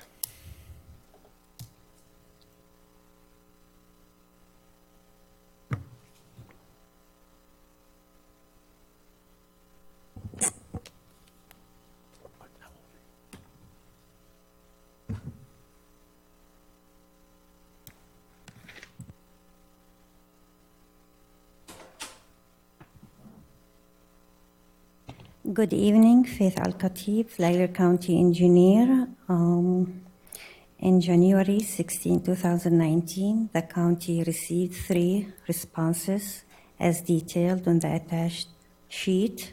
We reviewed the bids, and it has been recommended to award it to the contractor, the lower bidder, for $6,093,000. And he was the lowest and responsive and responsible bid to move on with this project. I do have with me here the engineer of record from McKim & Creed to answer any technical questions you do have on this project.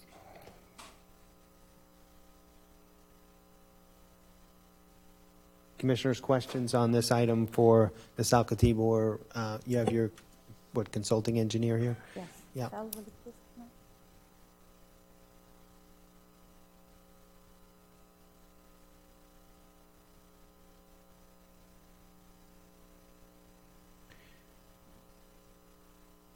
Yes, please. We're on questions. Yeah, I just want to make sure, based on what's happened in the past, this bid process, exactly how did the bid process work getting to this $6,093,000 at this point? This project has been designed and permitted. We advertised for the construction phase for at least 28 days. Then we received the bids. I think we received 3 bidders here, and usually typical, we review it, and we award it to the lower bidder. So we did follow. The unanimous award, or I'm trying to remember what it looked like when I was looking at it.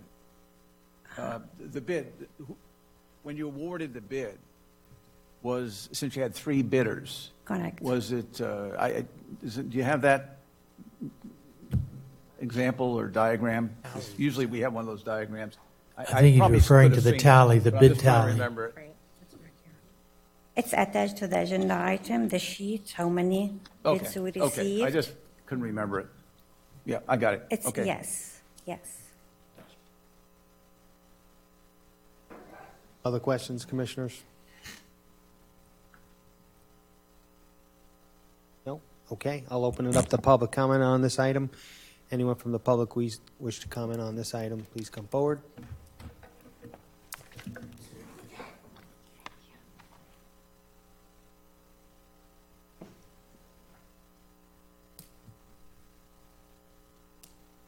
Jane Gentilier, I want to thank Faith Al-Khatib for her hard work, Jerry Cameron, Commissioner Erickson, Commissioner Sullivan, although you changed your mind.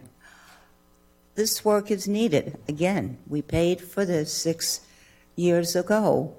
I asked you kindly under the last item, whatever needs to be done, please make part of your approval that under no circumstances whatsoever will the users of the Plantation Bay utility, which includes some homes in Mr. Sullivan's district, Plantation Reserve, and Dixie Commons Office Park, ever have to pay a dime. That affects our property value. We need these repairs. I supported this 6 years ago because our water system was sinking. It continues to sink, and the developer, who is the respondent for the original consent order, which really should follow them to the grave, has gotten away with murder and is allowed to build and add systems onto a tank in a system that was falling apart when you guys paid 3 times what you should have paid. I want to ask you to please put something in your approval that we are protected. Otherwise, the good intentions of Mr. Cameron, God bless you, are not enforceable. $106 a month for lousy water and a wastewater tank that is about to crack. Linda Young is correct. It is destroying our quality of life and our property values. We've borrowed money before and gotten nowhere. We've made other people rich at our expense. Our bills have gone up almost $4,000. You're elected to take care of us based on the money that is available. You're not elected to borrow against our lives. So please, put this in your motion that we are guaranteed no special assessments and no increase.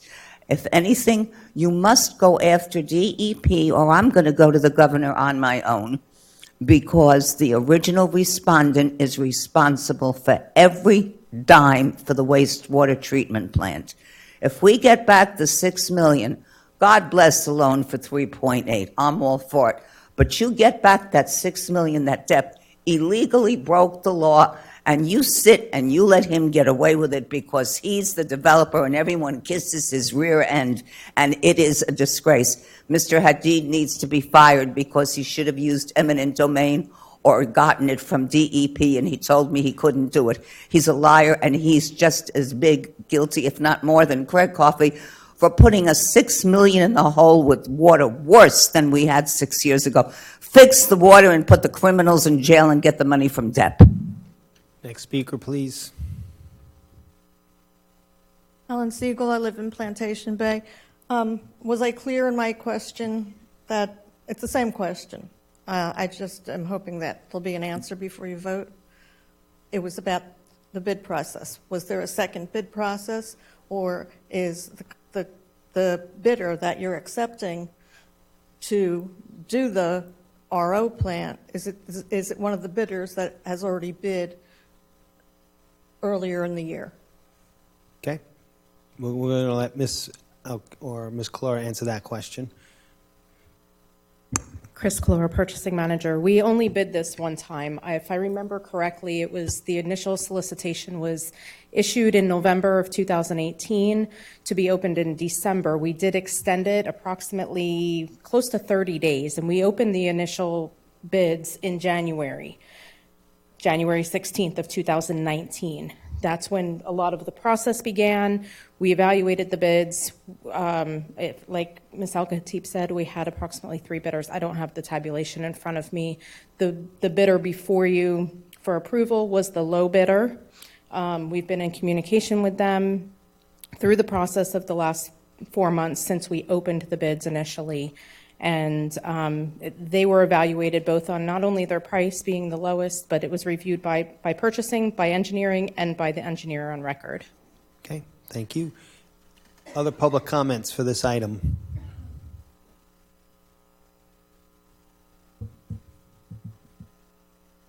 Good evening.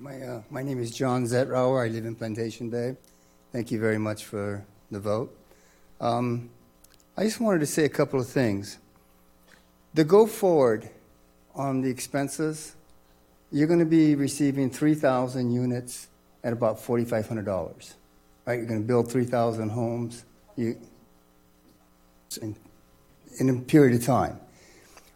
I do believe that during that time, somebody is going to turn the rate increase to us. I do believe that the lady does have a point. You are taking out a loan right now. It would be very nice if the people that are living there now never gets to get a rate increase for this loan. We've already paid it. The new people coming in, they'll be paying it too. And if it all works out fine, then all that money is going to be spent, and we're going to have a property of value. But if it doesn't work out, you are going to turn it around and you will make the ratepayers pay it. So please, the lady is right. Protect the owners that actually thought about Plantation Bay to make Plantation Bay today. Thank you. Thank you, sir. Any other public comments on this item?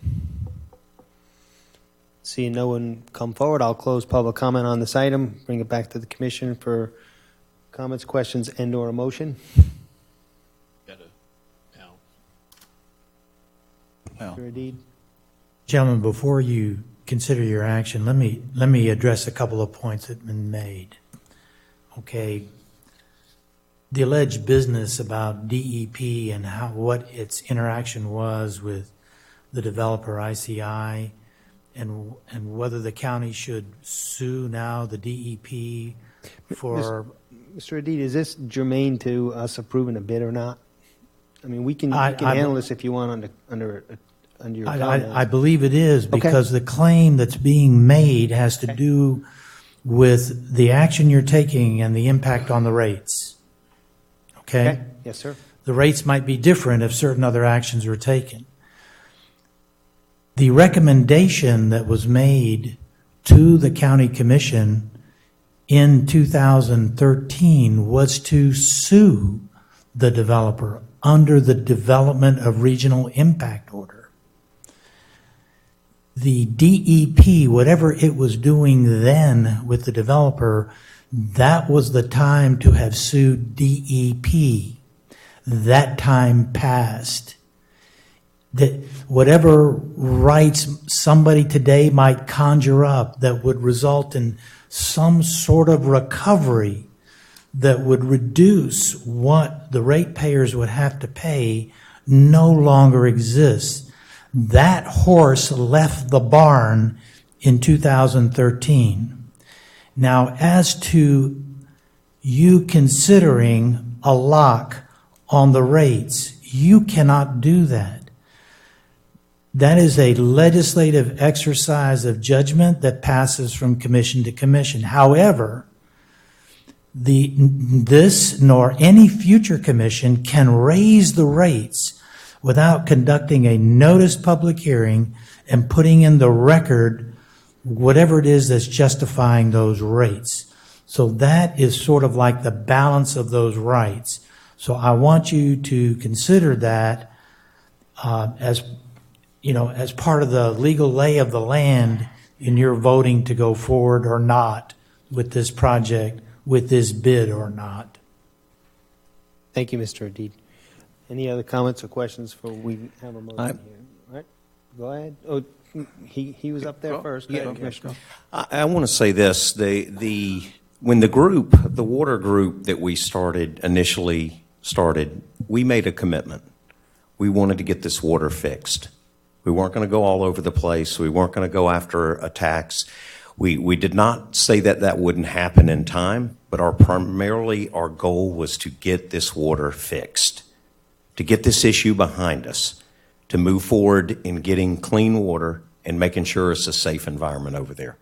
That group was very clear on it, and the groups that have formed since then are still very clear on it.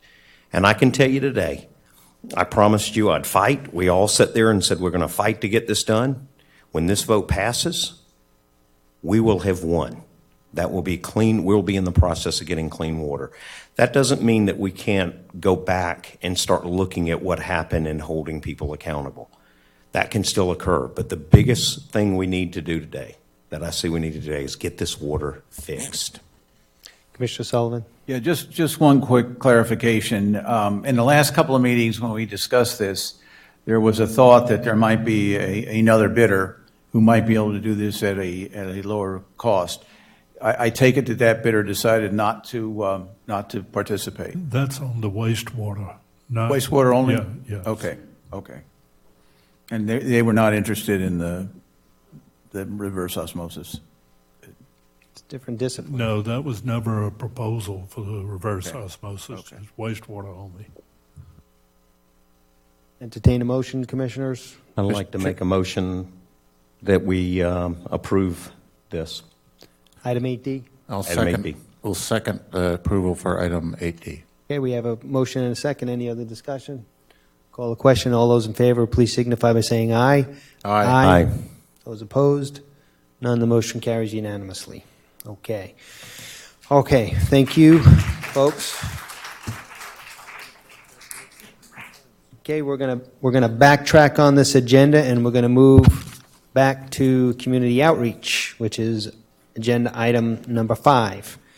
And I'll read it. This is a 30-minute time period allocated for public comment on any consent agenda item or topic not on the agenda. Each speaker will be allowed up to 3 minutes to address the commission, and speakers should approach the podium, identify themselves, and direct comments to the chair. So anyone that would like to speak during public comment here? I promise we'll be listening, Commissioner. Okay. Actually, I'm You have to here- identify yourself, sir. I'm getting to that. Rick Bellhumer, citizen of Flagler County. So, last week, at your last commission meeting, you recognized all the workers involved in the dune restoration project. Actually, you missed a couple, because this past week or so, there have been a couple of guys from the Parks Department out there planting signs, 11 miles up and down the beach, dragging a wagon with a bunch of 4x4s and signs, post hole digging holes and planting these. So I would just request that, you had two guys, one with the highest seniority and one with the lowest seniority, working together, getting a project done, and seeing that everybody else got recognized. I think they were part of that project too. So I would recommend it. Maybe you give them the same commendation you did the others. Point well taken, Commissioner. Thank you. Okay. Mr. Mayo, he has a gun, you don't, so I don't know about that. And handcuffs. Well, good evening, Mr. Chairman and Commissioners. Flagler County Sheriff Rick Staley. As you know, under Florida law, the County Commission is required to provide adequate space for the sheriff, and I thank you for making long-term decisions in solving the sheriff's space needs. However, we are still without an adequate short-term solution. Tonight, I'm asking you to give direction to the county administrator, because the current operating conditions can no longer wait to be addressed and are now affecting the operations of the sheriff's office and the service to the community. There are two major issues currently occurring.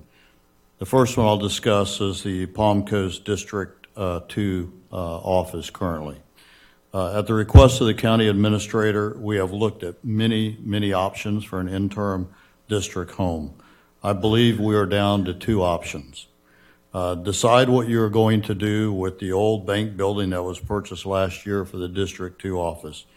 Either direct the administrator to sell it or finish the project. If you finish the project, it will alleviate the lack of an interview room, but will not solve anything else on the other issues from vacating the operations center, except we will not be paying an exorbitant rent with no return to the taxpayers for the next 2 years. If you choose to finish the project, you can then sell it when the new building is finished.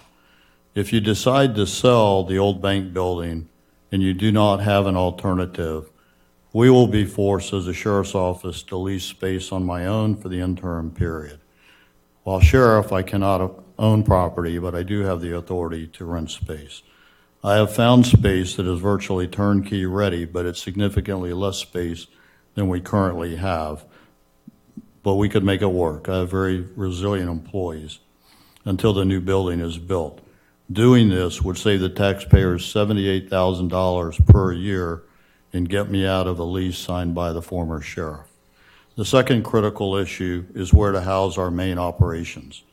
We went overnight from 35,000 square feet to 6,000 square feet, an 83% reduction, while still having the same size workforce, the same amount of equipment, and increasing demand from citizens for service. We have worked under these conditions for a year. My resilient team still delivered a 22% reduction in crime despite these conditions, which are seriously disrupting our operations and services, and this disruption cannot continue. For example, plans to implement a cold case unit aimed at solving old cases, creating a cyber crimes unit focusing on internet crimes such as identity theft, fraud on our elderly and sex predators preying on our children, and open a real-time crime center are on hold because we do not have the space in the current situation. Your options are either to find an adequate space in existing county buildings, or I ask you to lease space for us. I'm asking you to give direction tonight. We can no longer wait. It's that critical now. Thank you. Thank you, Sheriff. Good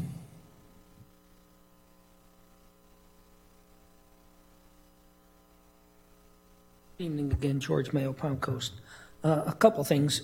As reference to the Sheriff Center, I would like to see the county have a requirement going forward that any building we wish to purchase or lease, we have a mandatory mold assessment before we even go forward with anything. I think that would solve it. Having the inspector not look for mold is just not understandable.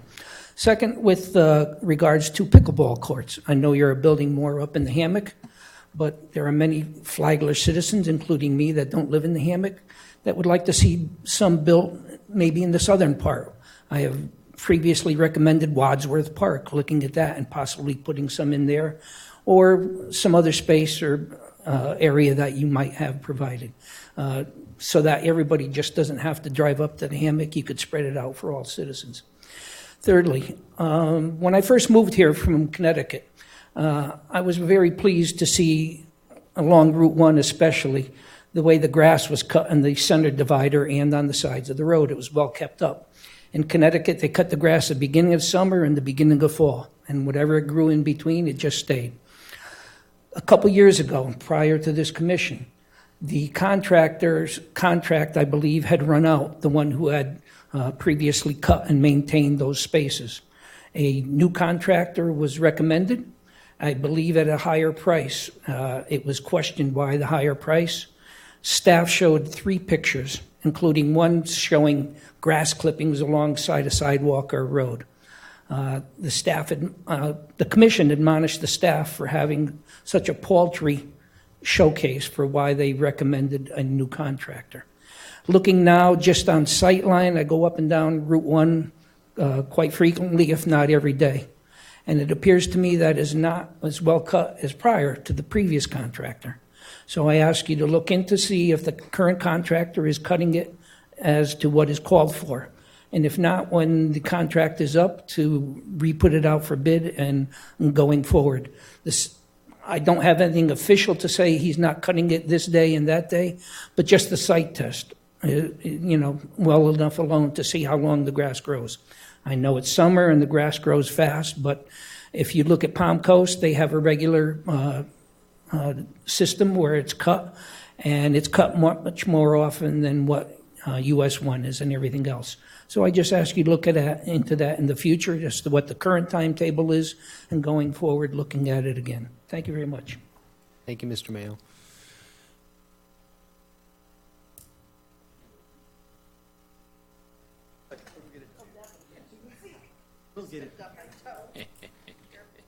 Good evening. I'm Mike Cochiola, Palm Coast. Going back to the Sheriff's Building, I think that there's no doubt in anybody's mind that we have a growing county and a growing Palm Coast, and we need an efficient, modern Sheriff's Operations Center. That has to be. There's no question there. But we have to ask ourselves the question. We failed years ago when we bought a sick building. But since then, we've known what the issues are. We debated these issues, and we went out and bought another sick building. How do we do that? Who's responsible? How do we deal with that? This commission needs to have a serious discussion of the failures that caused this, and then an explanation is owed to the people of this community. We own now, these people own 2 sick buildings. And I'm not even counting the bank. We are, if you buy one more building and we fail that, we're slumlords. So you need to deal with this. Something is going wrong, and it needs to be fixed. Now, one last point, and I could be wrong, you could correct me, but as far as I understand, the realtor that completed the first process to buy the sick building was also the realtor that sold the second sick building. And I'm told that the engineers who inspected the first building inspected the second one. How could you do this? How did we do it? How did we not learn any lessons whatever. We are now $8.5 million, as far as I know, into these two buildings. At least $8.5 million and growing. This needs to be looked at, and the community needs an explanation and what you're going to do to not drive us down a path where we would have some confidence in the community that you're not going to buy another sick building, because we're stuck with these buildings. We own them, and we don't want to be in that business. We shouldn't be in that business. Thank you. Next speaker, please. Jane Gentile. I can't thank Mike enough. One of the solutions here, our county attorney didn't even have the Sears contract in his office 3 weeks before closing. Didn't have the inspection report done in December. Didn't realize that Craig Coffey ordered an inspection to exclude mold because the sellers didn't want their employees to know they were going to soon be out work. So the appliances were still in place. Universal Sciences had to sign a separate contract assuring the county that they would not do a mold inspection. The realtor got a $56,000 commission, but the county would not have a mold inspection. Craig Coffey was aware of this. Al Hadid didn't have any papers in his office because he only approves everything as to form. He needs to be fired. Secondly, let me clear something up. The laws with FDEP. It is not water under the bridge. Federal law maintains today their current rule number 16. Respondents of consent orders cannot assign consent orders.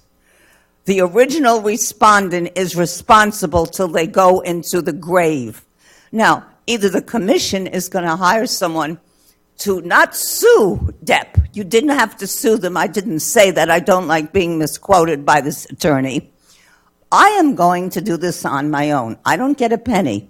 You're going to be embarrassed when I go to the governor without the help from my own commissioners to meet with DEP, to go up there and speak with them. I did this when I was in Miami-Dade County.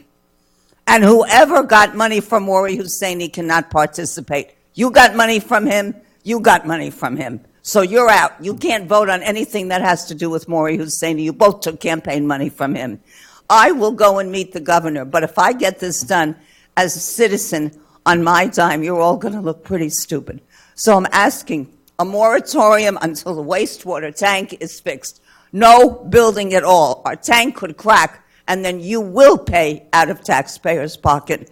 Secondly, please, let's go after DEP and try to meet with them, not sue them, and remind them they broke their own law. And let's have the guts to have a moratorium.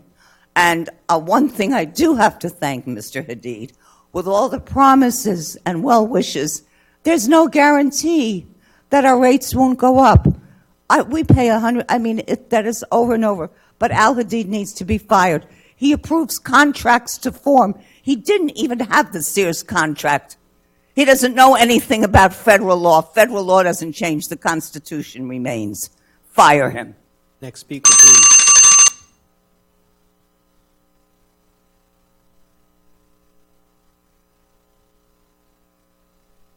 Welcome, Madam Mayor. Good evening. My name is Kathleen Robinson. I'm the mayor of the city of Bunnell. And I want to thank Mr. Cameron for your update and for your words today, your kind words regarding the city of Bunnell. We think our legacy and our heritage is very important, and we appreciate the consideration that you're giving regarding the district or the Sheriff Operations Center or whatever we're calling it. I understand you're in a difficult situation. We just want to be remembered, and we want that to be the county seat. It is the county seat. We want to continue with that process, so that's very important to us. I also want to thank the sheriff and your staff today for the Captain Grady station, the ribbon cutting today. What a great honor to a man who's been gone for quite a few years now, and yet his legacy continues to be part of what Flagler County honors looking at the past, bringing it forward to the present, and now it will be part of our future. So I think that's very important, and I appreciate the fact that y'all think that's important too. So thank you for that. And yes, Mr. Cameron, we'd be happy to have you at the City Commission meeting to give a better update than what I can give.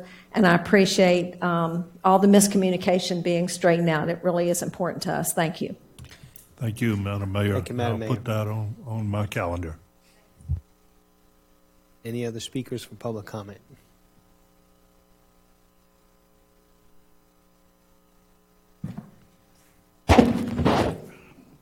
Good evening, Commissioners. My name is Ed Fuller. Honorable Commissioner, our Chairman O'Brien, Vice Chair Dave Sullivan, Honorable Joe Mullins, Honorable Greg Hansen, Honorable Charlie Erickson. I'm here with mixed emotions this evening to discuss the office space at the courthouse.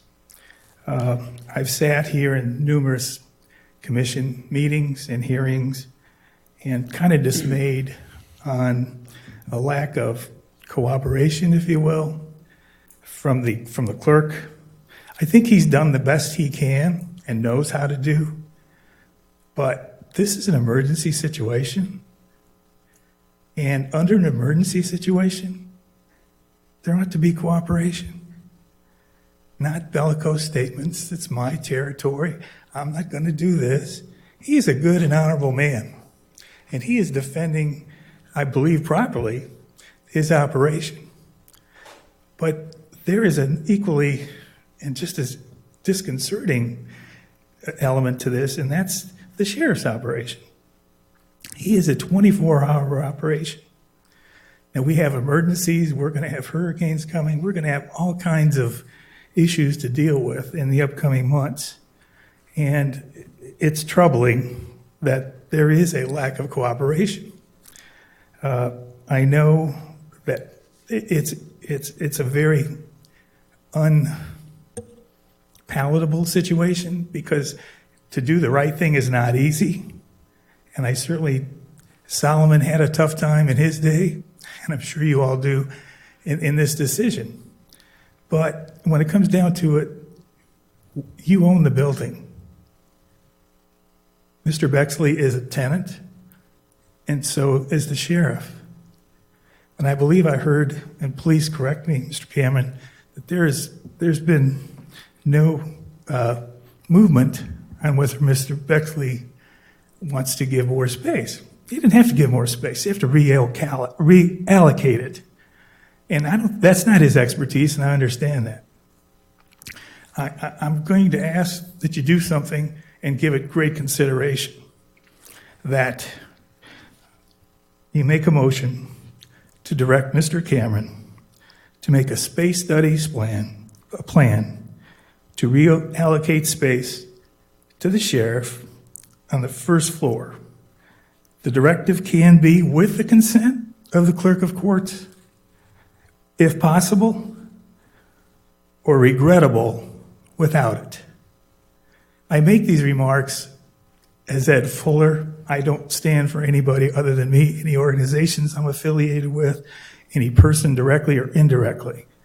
I find it's not a good solution, but sometimes you need to move forward, and it's very difficult. So thank you for allowing me to speak to you. Thank you, Mr. Fuller.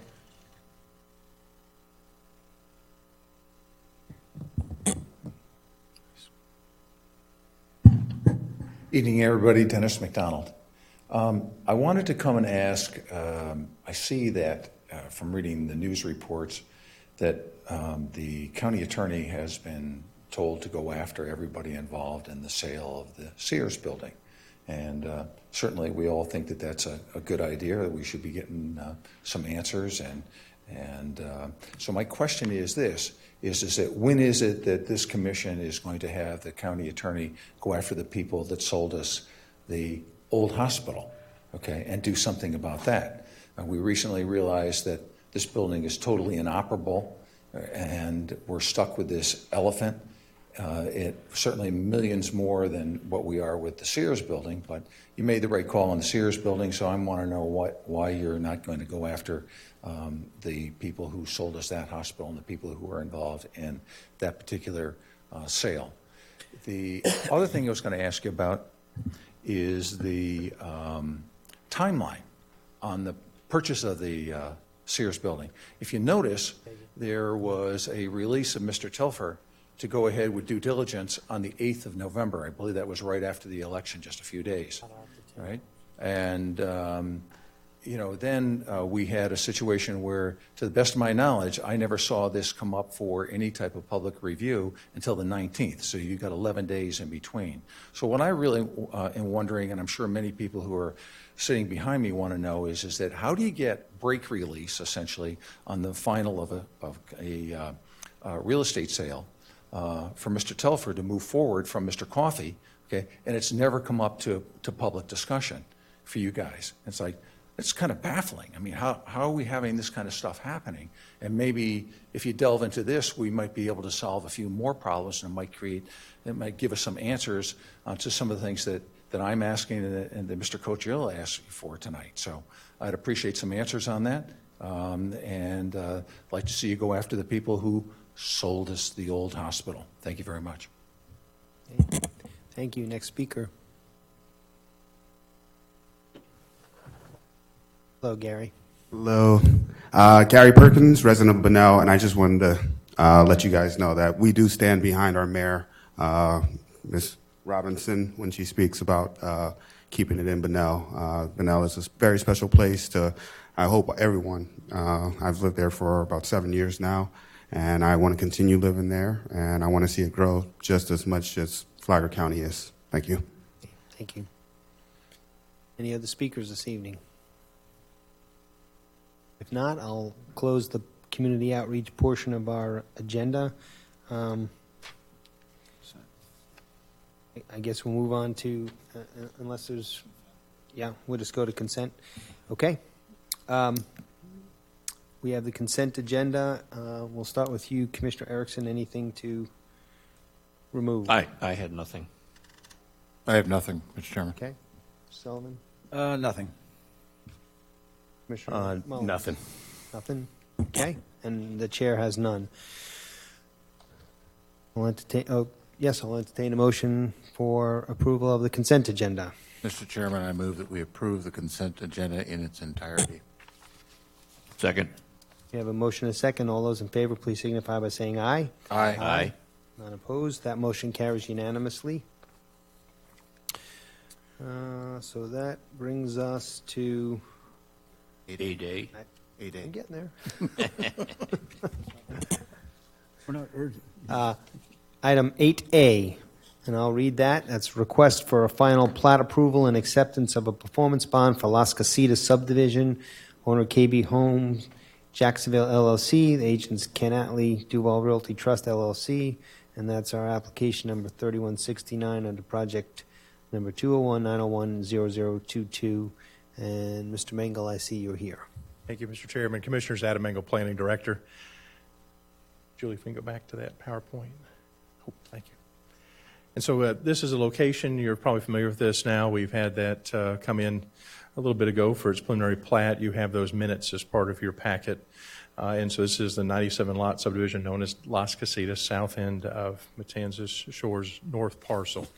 And so we do anticipate then forthcoming will be the other related project, Los Lagos. But this final plat has been under review by staff, is consistent with the preliminary plat. We did have a few items to note that we're calling them Scrivener's errors on pages 2 and 3 of the Mylar.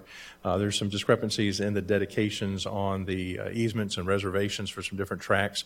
Working through right now with the surveyor and surveyor of record. These are not deficiencies that materially affect the plat. They are not inconsistent with our land development code or Chapter 177 rules.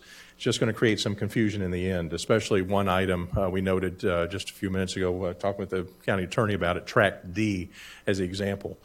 In the dedications on the face of the plat omits the word signage. But on the labeling on page, I think it's on page 3, it does include signage as one of the purposes of that track. We're going to make those consistent. I have no difficulty at all in recommending, at least providing that recommendation to you, that this meets the requirements of our code and also 177 Florida statutes, and then provided those three options to the board for your consideration. These are the 3 pages of the plat itself, consistent with what you had been provided in your packets. These are the scans of that same drawing that you have. And so our findings, and then the 3 options for the board: approve the request, including the acceptance of the performance bond in the amount of $2,633,931 for Las Casitas and Matanzas Shores. Deny it, and then if you do make the decision to deny, please give us, as part of your denial, the corrections we need to make in order to bring this back to you. And the third option then being tabling the request. Mr. Thomas Jinks with KB Home Jacksonville is present in the chambers. He's available, certainly in support of the application. If you have any questions, with that, I'll conclude my presentation, Mr. Chairman, and await any questions. Thank you, sir. Thank you. Commissioner. Adam, I've already gotten several complaints that they clear-cut that lot.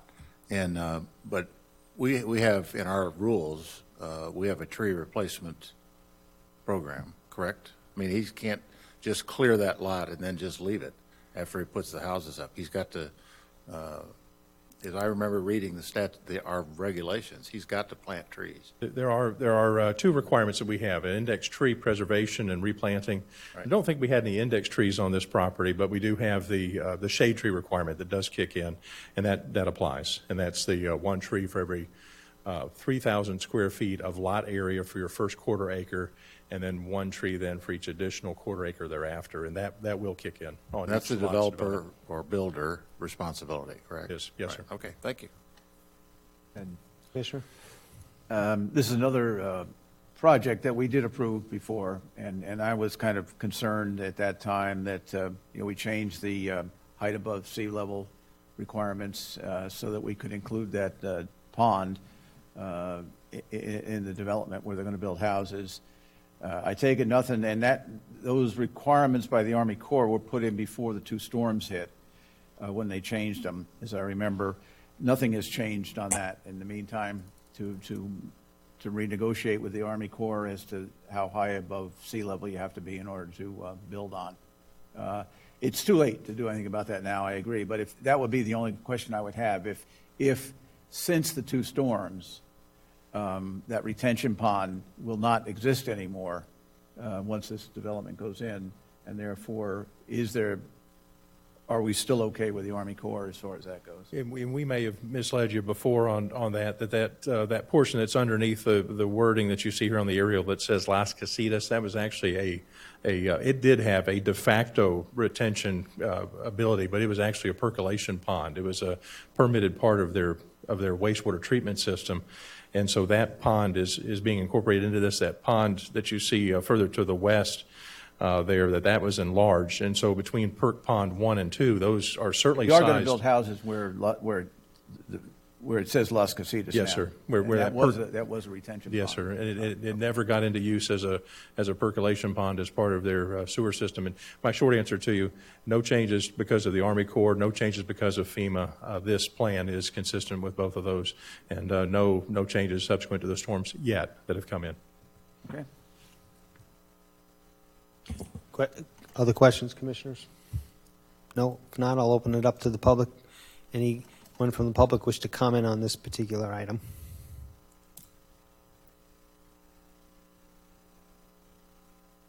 No? Seeing no one come forward, I'll close public comment, bring it back to the Commission for any other comments, questions, and/or a motion.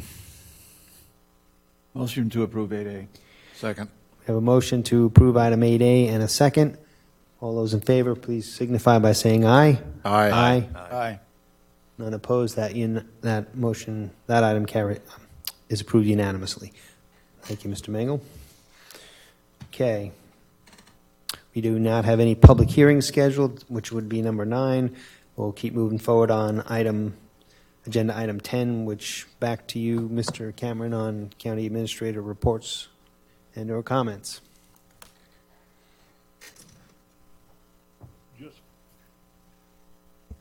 Just finishing up with my comments on the Sheriff's Department. he does continue to be in a very dysfunctional situation. We are trying consistently to find alternatives, but we are not having a lot of success with his main body of his administration, his patrol commander, and his detective unit. We will continue to seek resolutions, but it has not been productive to this point. And although we think that we will have some alternatives for the District 2 operation, the alternatives for the main body of the sheriff's command staff is not anywhere in sight. Moving on from that, I'd like to address an issue that I think is something that the board, as soon as we can clear the deck of a couple of these other issues, that is paramount. And we're already making some moves in regard to this, and that is the growth that is coming. It is critical to get growth right, because you have it, the results of growth for several hundred years, and it's important to impact it while you can. I spoke to the legislation that has recently been passed, and it clearly indicates that we need current impact fee studies. Impact fees are a critical part of managing growth. It's not an easy part of managing growth, because conceptually it is just absolutely makes sense that people that are causing impacts should bear the financial burden of those impacts and not the existing tax base. The devil is in the details, and you have to study it very closely to get an equitable solution. But as this county grows, and the impacts you're already seeing with regard to sheriff and fire and parks, and those issues will only get worse if we don't have adequate resources to address them. And I would like for you to consider that we move forward with an impact fee study so that we can get in place the necessary fees to help us address growth as we go.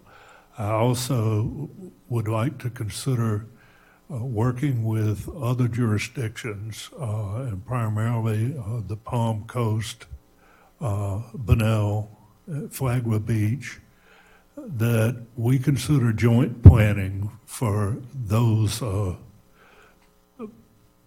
projects that are presented that are contiguous to their jurisdictions, so that we don't get into a situation where one jurisdiction is being played off against the other. It's very important to do that, because it helps us to maintain good faith with our community partners, which are the municipalities, and it keeps situations where they try to come in to perhaps the unincorporated area with their program, and once they get it built out, it's annexed in to a municipality, and it may not meet their standards because there wasn't joint planning with that. I'd like to move forward with that, and the last thing I'd like to bring to your attention is that we were instructed to take a look at the service being provided by Waste Pro. We had a very beneficial meeting in joint with the city of Palm Coast. We got some commitments out of Waste Pro. What I have found is that since we had that meeting, that our complaints have dropped considerably, and those complaints that do come in are addressed expediently. They're still working on improvements, but there has been a real good faith effort by that vendor. And with that, I'll be happy to answer any questions you might have on my reports, but that will conclude them for this meeting. Commissioners, anything on Mr. Cameron's report? I do want to say the Waste Pro, I have noticed a reduction in the emails that I've gotten. I think I've only gotten one. So I know, we'll see what happens with it. I know that it's a little bit better.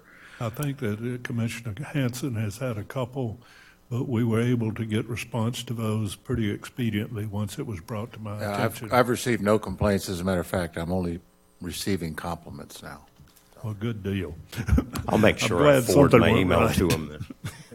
Also, on the Sheriff's Op Center, I agree. We've got to start moving things here. We can't keep dragging this stuff out. And We just have to have a solution.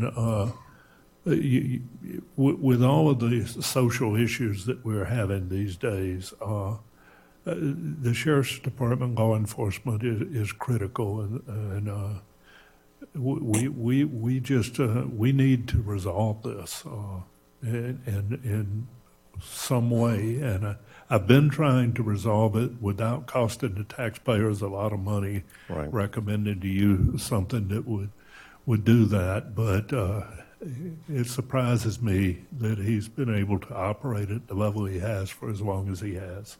I do want to say that I mentioned to the sheriff, I was driving home the other night, and I see his deputies continually out everywhere. I got up early, went to the gym, was driving back, saw his deputies pull somebody over on the bridge Sunday. They are busy. They are moving around a lot, and we don't realize, because we just assume the safety is free here, what cost that we have put involved in it. And I don't think public safety is the most important. I don't think you jeopardize it. And Sheriff, I do want to say, every time I've seen the deputies, they have been incredible. They have been really good, and they're working hard. I've been a proponent of making sure we treat them a lot better than we have in the past. But this is a simple solution, and I think it's time to do something here. Well, you're correct, Commissioner. The most difficult thing in the world to measure is what didn't happen. Right. And you get an indication from the reduction in crime rate, but you don't get a full picture. All right. Any other questions for Mr. Cameron on his report? Yeah, I wanted to mention the sheriff's space issue also, and I think we probably need to take some kind of action tonight on that. But before we do that, I had some questions for the sheriff. If we're going to take any action tonight, I think we have to make a decision on whether we push forward to fix the bank quickly and make that the Palm Coast District Office, or we go with the idea of the lease that the sheriff came forward with. I'd like to have a little more information on the cost differential between those two. If it's going to take a long, into December was the last time we heard, to fix the bank, then we're getting closer and closer to the 2-year process to build a new building, and maybe a lease is more cost effective under those circumstances. So if Jerry, maybe the sheriff has some additional information on that before we do anything else. Well, I'm certain he has his preferences. My preference for the immediacy of the solution and the actual cost to the county in the long run is going to have him to pursue the lease option. I really think that we need to divest ourselves of the bank, and certainly I don't know what the outcome of the Sears building is going to be. My preference is that we rescind that transaction, but that is in the hands of the legal staff.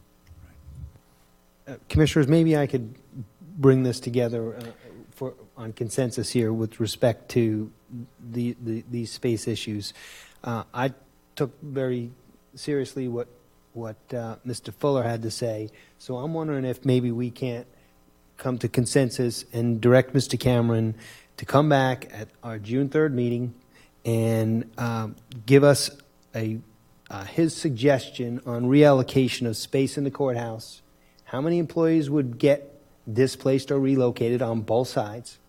What the cost is going to be? How long it's going to take to get it done? And I need a discussion on the legal issues and the ramifications. So if we were to have a vote to say this is what's going to happen as landlords of that space and this is who we're going to move, I want to know what the legal ramifications or issues are on that, because I don't, and I need to understand that. But I thought maybe if we could tie that together, then we can get to a point where we make a decision on the bigger issue that I think we have here of what to do for the next 2+ years with a whole lot of employees on both sides, the clerk side and on the sheriff's side. And let's get it to the point where we make a decision here and understand the facts. Is there a consensus that we could ask Mr. Cameron to do that?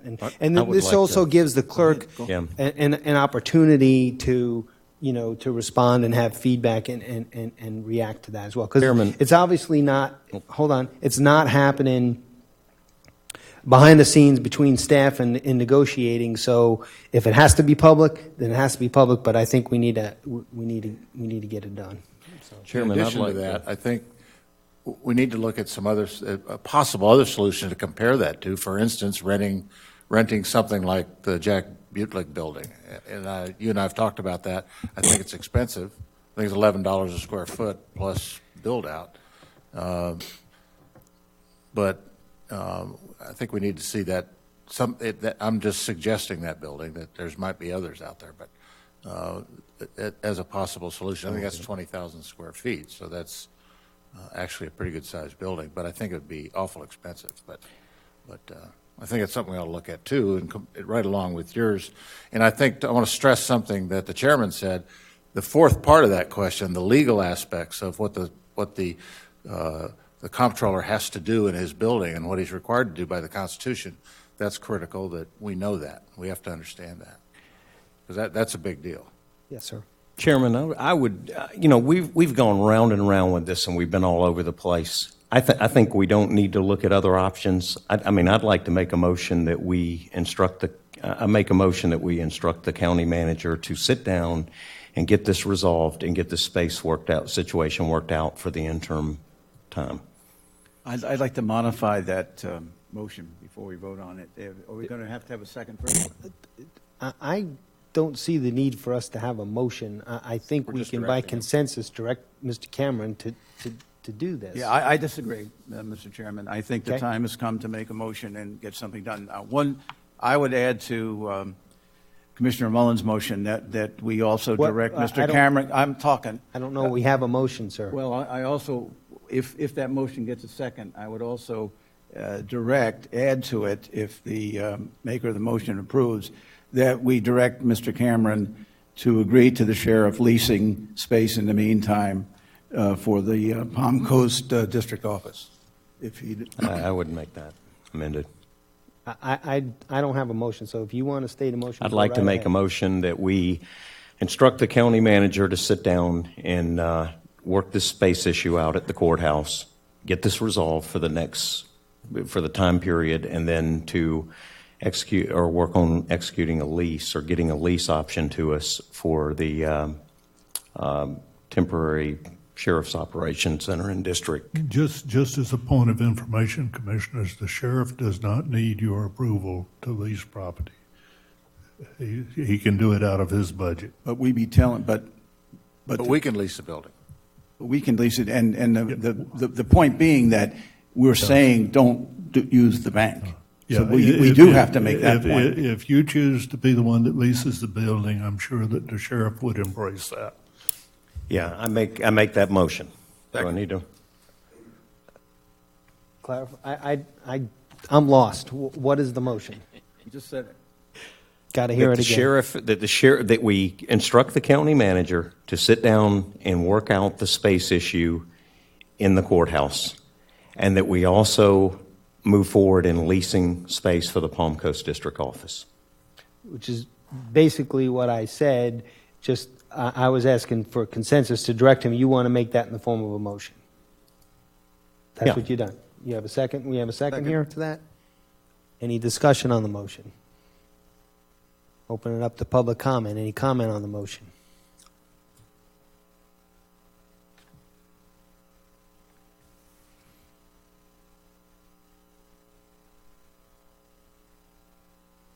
Flagler County Sheriff Rick Staley, Mr. Chairman and Commission, just so you are aware, if the decision is to not use the bank building, which is fine, okay, that would have been about 4,500 square feet.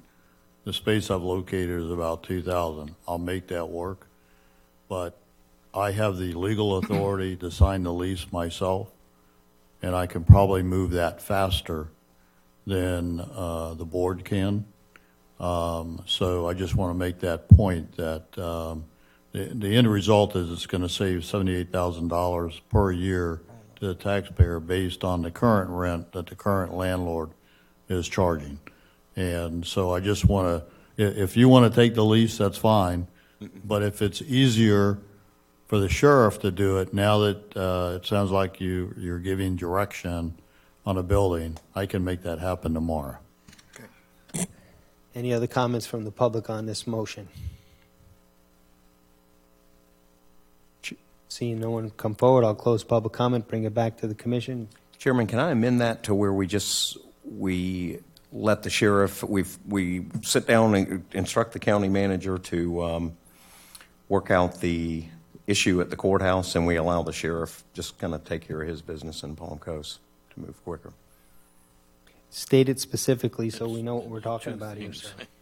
If you want to amend the That we instruct the county manager to sit down with the courthouse, work out the space in the courthouse for the short term. motion. I make a motion that you got to help me with this, if you can help me. I was fine with the motion as it was previously. The previous. Well, let's leave that and let's vote on it. Okay, all those in favor of the motion, please signify by saying aye.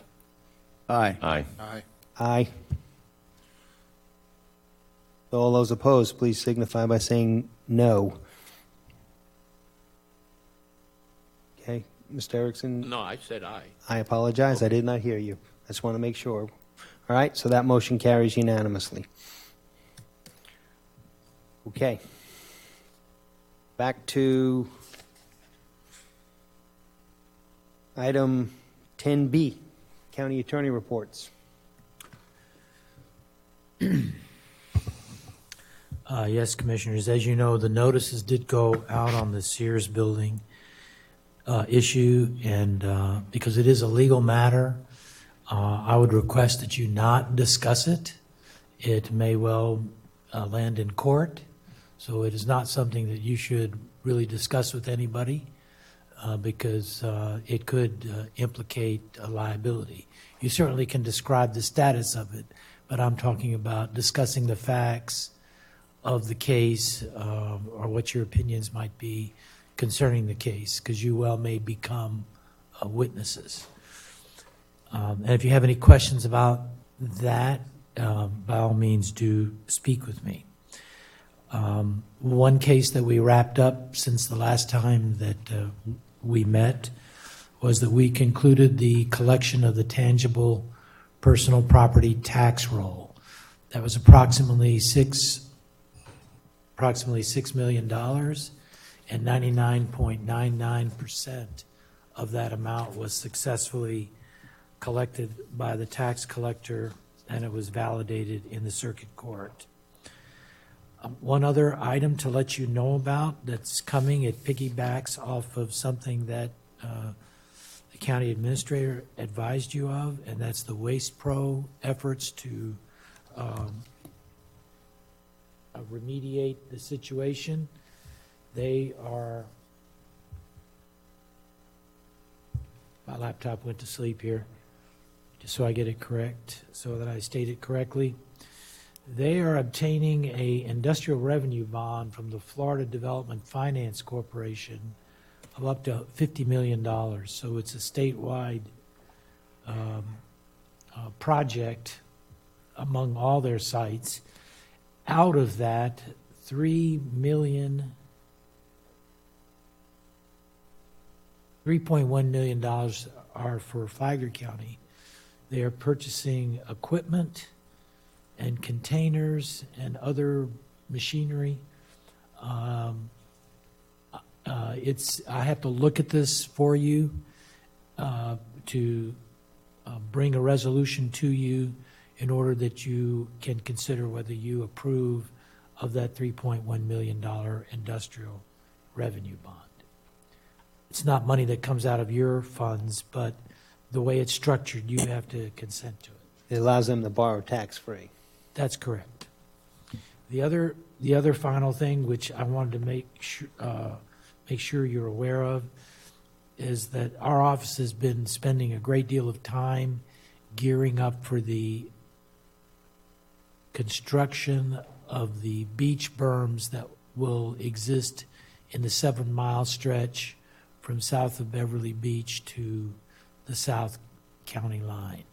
That's a very significant undertaking. It rivals the undertaking for the 11 miles of beach. We have to secure approximately 300 easements in order to complete the work or to lay the foundation for future work for that 7-mile stretch. It's composed of multiple projects.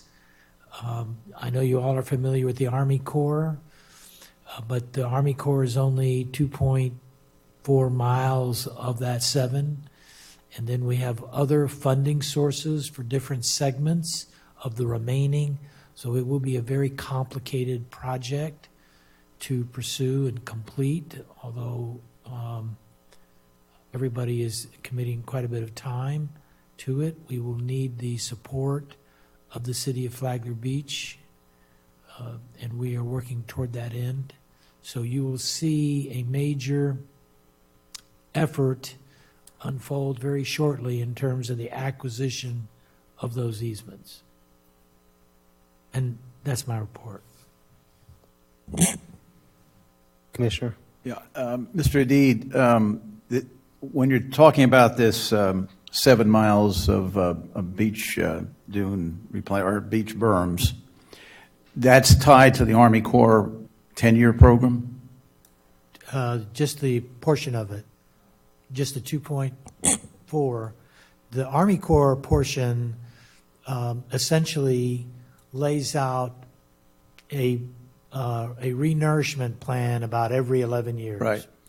Plus, they undertake to, assuming the project does go forward, that after every storm, they will come in and 100% repair the work we're doing. But as far as the periodic renourishments going forward, they're going to have 4 of them at about approximate 11-year intervals. We'll be having to come up with what's called the local share. And that's $10 million. I don't know what. I think that's what was briefed originally. You know, they can only give you estimates because they don't know how much they're going to have to renourish, because a lot of that is based on the volume of sand. Right. And I do know, just to have a discussion here, that Flagler Beach, the city of Flagler Beach, is really worried about that long-term process and where the money's going to come from. Well, it's there. They I agree. I understand. Shouldn't worry because the contract, there is a contract which specifies that it is going to be our obligation, the county, because we are what's called the local sponsor. Right. Well, I think the concern or maybe the confusion is over there's a clear path on the initial renourishment, but what happens once you go down this road? Aren't we committed to doing that is it 10 years or 20 years? We are committed to participate, the Flagler County Board of County Commissioners. If you execute this project partnership agreement, which will be coming to you very shortly, which has been out there, and we've made edits to it. They've accepted our edits to it. Will obligate you to participate in 4 renourishment projects at an interval of approximately 11 years, and we would have to participate as the local sponsor financially with the Army Corps. In return for that commitment, not only are they agreeing to fund their portion of the 4 cycles of renourishment, but they're also agreeing to pay 100% in between of any damage from any storm on these dunes that are constructed under That's where this project. That's where the federalization comes into play. That's here. correct. Mr. Chairman. But we're still talking about 2.1 miles, I think it's 2.46. or 2.46, right? Yeah, That's all. 2.46 miles. Nothing else for that That's renourishment correct. and all that. For Okay. that stretch. So when we agree to this, will we have an impact on Flagler County funding for this first dune replenishment for the 7 miles? What engineering? The initial cost of redoing the berm. The 7 miles? Yeah. Okay, well, a very significant part of it is being paid for by FDOT. And Right. they're providing other funds, and there are a number of funding sources that the engineering department is now working on to collect, to pay for the project. And when will we know what the results of those discussions are? I assume when this matter is brought before you to consider the, Will it impact the coming year budget? I couldn't tell you. I'm sure there's going to be some impact. Because remember, we do have to front load some expenditures and then get reimbursed. I'm just thinking of things that aren't in the budget this year that will be in the budget next year. I can say this, it's very hard to answer your question because these efforts are presently underway to secure these additional funds. Okay. That, you finished, Mr. Hadid? Yes. Okay, thank you. All right, so next up is anything specifically for commission action, not reports, but action. Commissioner Erickson? No. I think we have to give direction to the county manager to pursue the impact fee studies. I think we have to do consensus, that's all. Yeah. I think that's a good suggestion. I'm perfectly Yes. fine with that, so. I'm good with Yes. that. Good. Okay. All right. Thank you, Commissioner. Excuse me, I was conferring with the county attorney, and I don't know what it is that you gave me consensus. By Impact fee study. You got consensus, it. we're asking you to move forward on the impact fee study. Sure, thank you. I appreciate that. You always have to pay attention because you might have gotten assigned something else. Yeah, it scared me. Anything else, Commissioner, No, I'll do. on actions? That's good. Yeah, just one small item, not Mr. Erickson, but some of my other bike rider friends are telling me that the Lehigh Trail is getting a little bumpy again. They're not asking for a major redo on it or anything, but just where there's some really bad spots, just put some yellow paint or orange paint to indicate to people that they've got some, a little danger situation coming up. It's just over time it happens, along. Well, and it's going to continue. I mean, those are trees getting bigger, the roots And get rotting. bigger, et cetera, and then you end up with a ripple surface. So at least as a short-term fix is show some, paint some orange on it or something. That's it. Commissioner I've got 2. One of them, and I want to pass these down. Is this a report or an action item? No, this is an action item. This is something, these 2 individual pamphlets. There's 2? There is 2. There's 2 pamphlets. There's one on mental health and there's one on homeless resource.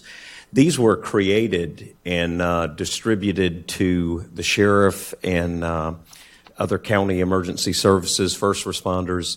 They've had a very positive feedback circulating them in times of crisis or anytime they address the issues. All it does is direct them where to go and how to get help. It's a form of communication.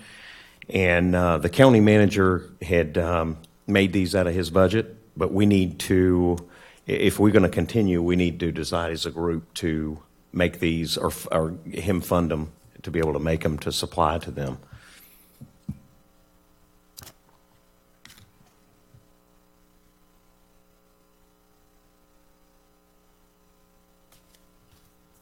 You need to state that a little clearer. What is it you're asking for?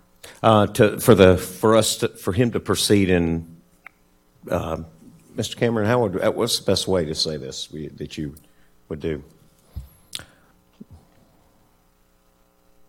I have the ability to, expend money for small amounts of things that are not contemplated in a budget. But if one commissioner comes to me and asks for something, I do make every effort to accommodate. But if it gets very big, I just need consensus of the rest of the board for me to proceed with a lot of printing. Well, what are we talking about? What's the cost? I'm not sure what the cost would be because it would depend on quantity. We'd probably have to go through a pricing mechanism.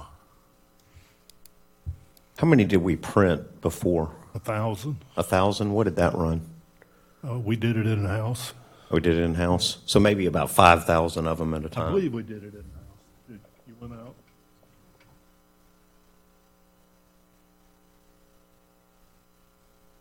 A total of $450. For 1,000. Commissioner, I'm wondering if we can't, a couple weeks not going to hurt. Maybe if Mr. Cameron can come back on the 3rd at our next meeting and just give us specifics, and then we can get it done. Okay. Does that seem okay?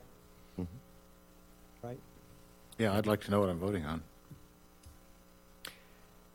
This way he can come back with specifics. He can tell us what 1,000 costs, 5,000, Right, 10,000. right. No. I'm okay with that. Okay. I'm okay holding that motion. Then the second one is, and I put it, you've each got a handout. One is talking about, it's kind of got mixed in with some stuff. The City of Bunnell notice for the church to create a shelter, and a lot of different groups are trying to create some kind of method to address the homelessness issue here. We really don't have a process or a situation that we enact when we encounter the homeless situation. I sent an email to you guys talking about the tour that I did down at the Salvation Army, and they have 20 beds available, and they are willing to work with us as a county to be able to house those individuals. Mr. Cameron, if you can kind of explain why this is one of probably 2 or 3 segments of the homeless issue that needs to happen. Can you explain why this is an important piece of the puzzle, that we have a place when we encounter a homeless person that we're able to get them somewhere? Because right now we do not have an option other than a bunch of these organizations just doing stuff unsupervised. Well, it is important for us to identify a place so that we have an alternative. We cannot, I often say, make it against the law to be alive. And to be alive has certain things that you need to do, is sleep and use the restroom and eat and those kinds of things. And if we don't provide an alternative, then we can't really stop people from doing those things on public property. And, I am reluctant to recommend something in the jurisdiction of a municipality when the municipality is stating that it goes against their ordinances. So while Mr. Mullins is absolutely correct, we really need to find an alternative. I don't want to create the impression that we're insensitive to another jurisdiction's regulations. And Bunnell has stated on a number of occasions that they had regulatory issues and zoning issues with some of this, and I would like to get the blessing of the jurisdiction before I would recommend that we went forward. I would recommend you bring that up when you're going to go meet with them, and at least broach it with them and see what they're amenable to. I mean, we can't. You're exactly right. We can't tell them to do something. I've had 2 different discussions, and they've been pretty clear on where they stand on these issues. I think that the cold night shelter, that they have conceded that would be permissible, but anything above that, they have pretty stridently objected. Yeah, so this would be a motion to direct the administrator to pursue the Salvation Army to be our place to take the homeless for the county. But where's that located? That one's located in Volusia County. It's got 20 beds open. It's the Center of Hope. That was an email I sent out with the videos of actually touring it and seeing it and seeing the facility. So this would just be an option to be able to take them somewhere. They also work with them on addiction. They work with them on getting employment. They bring them out to the community to pick up trash and work for 3 hours. So it's a full-blown program where they help address this issue. And if the county attorney constructs the right kind of agreement between us and the Salvation Army, even though that's in Volusia, it would constitute a viable alternative that we could use to tell folks that we have something better for them than sleeping in the woods, and we could prohibit them from doing that in the future if we can give them something that's better. I mean, I wouldn't be opposed to you coming back with a specific actionable item, which is a draft agreement, and that would foster further discussion and an impact from the community, from the public. But I don't. But that's what I'm asking. Yeah, to pursue the Salvation Army by consent. If you want to, if commissioners want to agree to that, to direct staff to do that, I'm fine with that. Well, I'd be happy to pursue that, and I can get with Commissioner Mullins, and he can help me with the right contact person. We get pro forma agreement. We can do a press release to let them know that you're going to consider it and move forward. We just have to have proper public discussion, I believe. It's just 20 beds, correct, Joe? Yeah, it's 20 beds, and the thing about moving quick with them is this place won't stay open long, and it would be a viable option. Right now, we don't have anywhere we can take them when we find them, and this would be a viable place that we can get them help. We have consensus to ask the administrator to do that? I agree. Okay. Yeah, I agree, and including the lawyer taking, or Mr. Adid looking at it from the legal standpoint. Okay. Yeah. All right. That's it.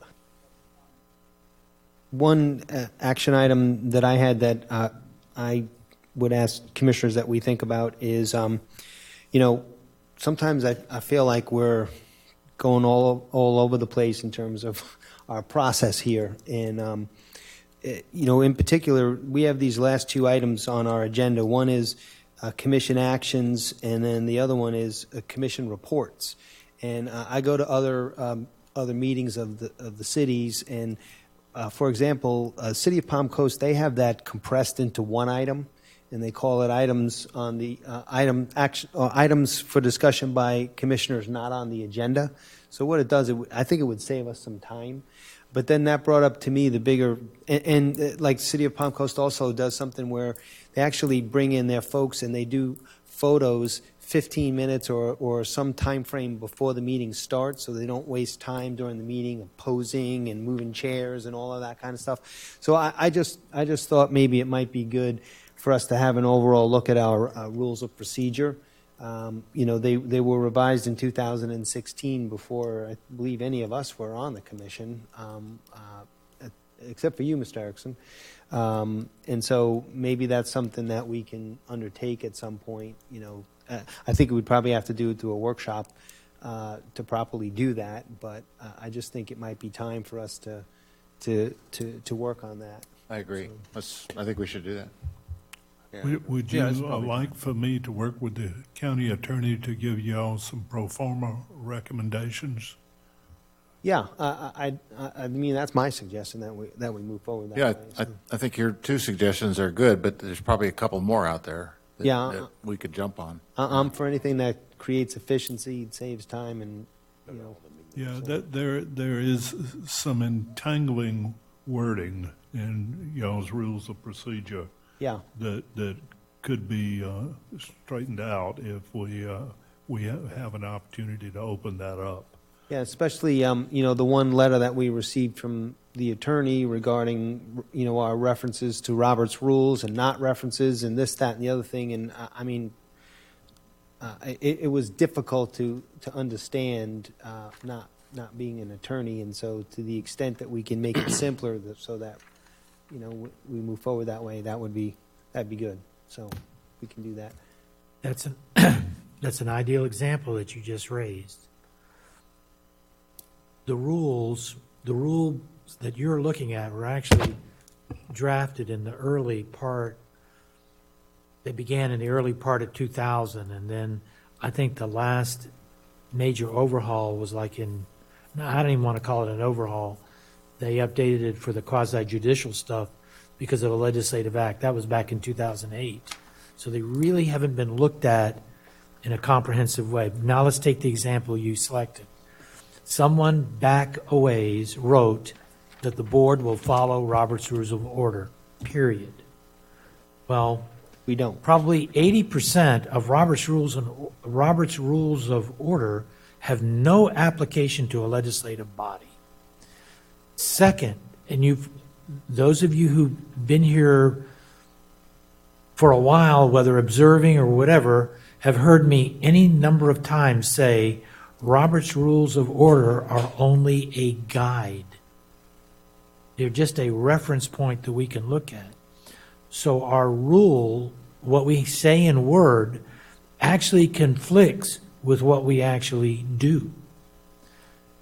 So I think that re-looking at the whole set of rules is a good idea.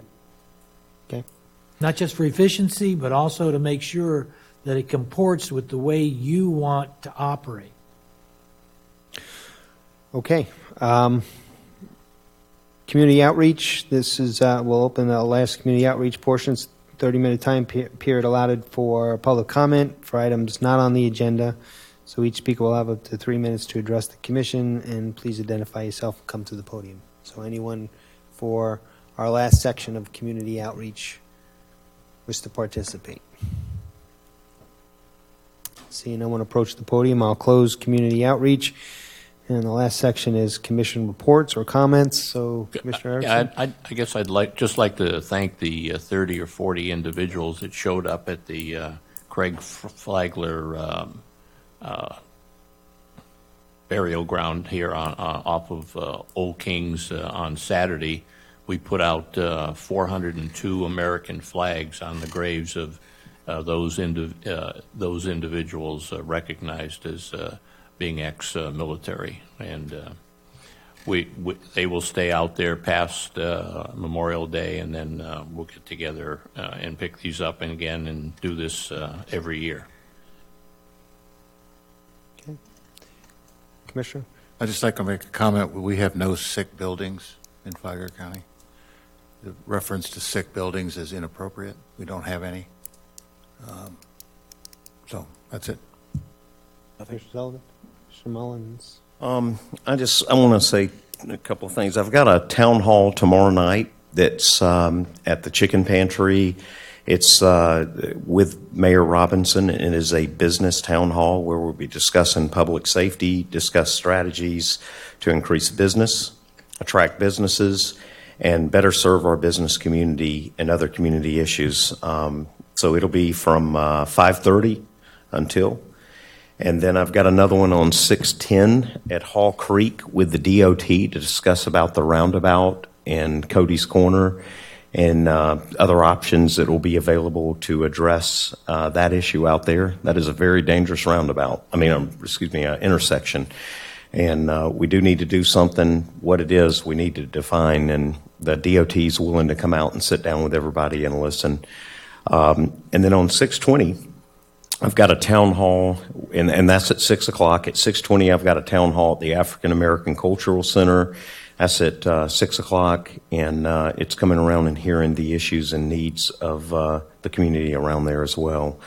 I do want to say one thing, too. The staff is doing a great job in moving ahead. I really respect the way we moved forward in responding to the Sears building.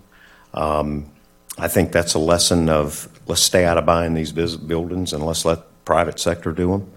I appreciate the investigation, and I think it is going to lead to finding some answers that the community has wanted to hear. And I really have to commend the county attorney for moving quick on that and doing that. I know you got a lot of people that, well, not even a lot, just a few people that like to beat up on you and blame you with everything, but I got to give you credit. You move very fast and got a hold of that, and you're a bulldog, you know, and that's a compliment coming from a Georgia guy. I think it goes without saying, Mr. Hadid, that we support you. Thank you. Anything else? Now I'll entertain a motion to adjourn. I'd like to adjourn. Second. Thank you. We're adjourned.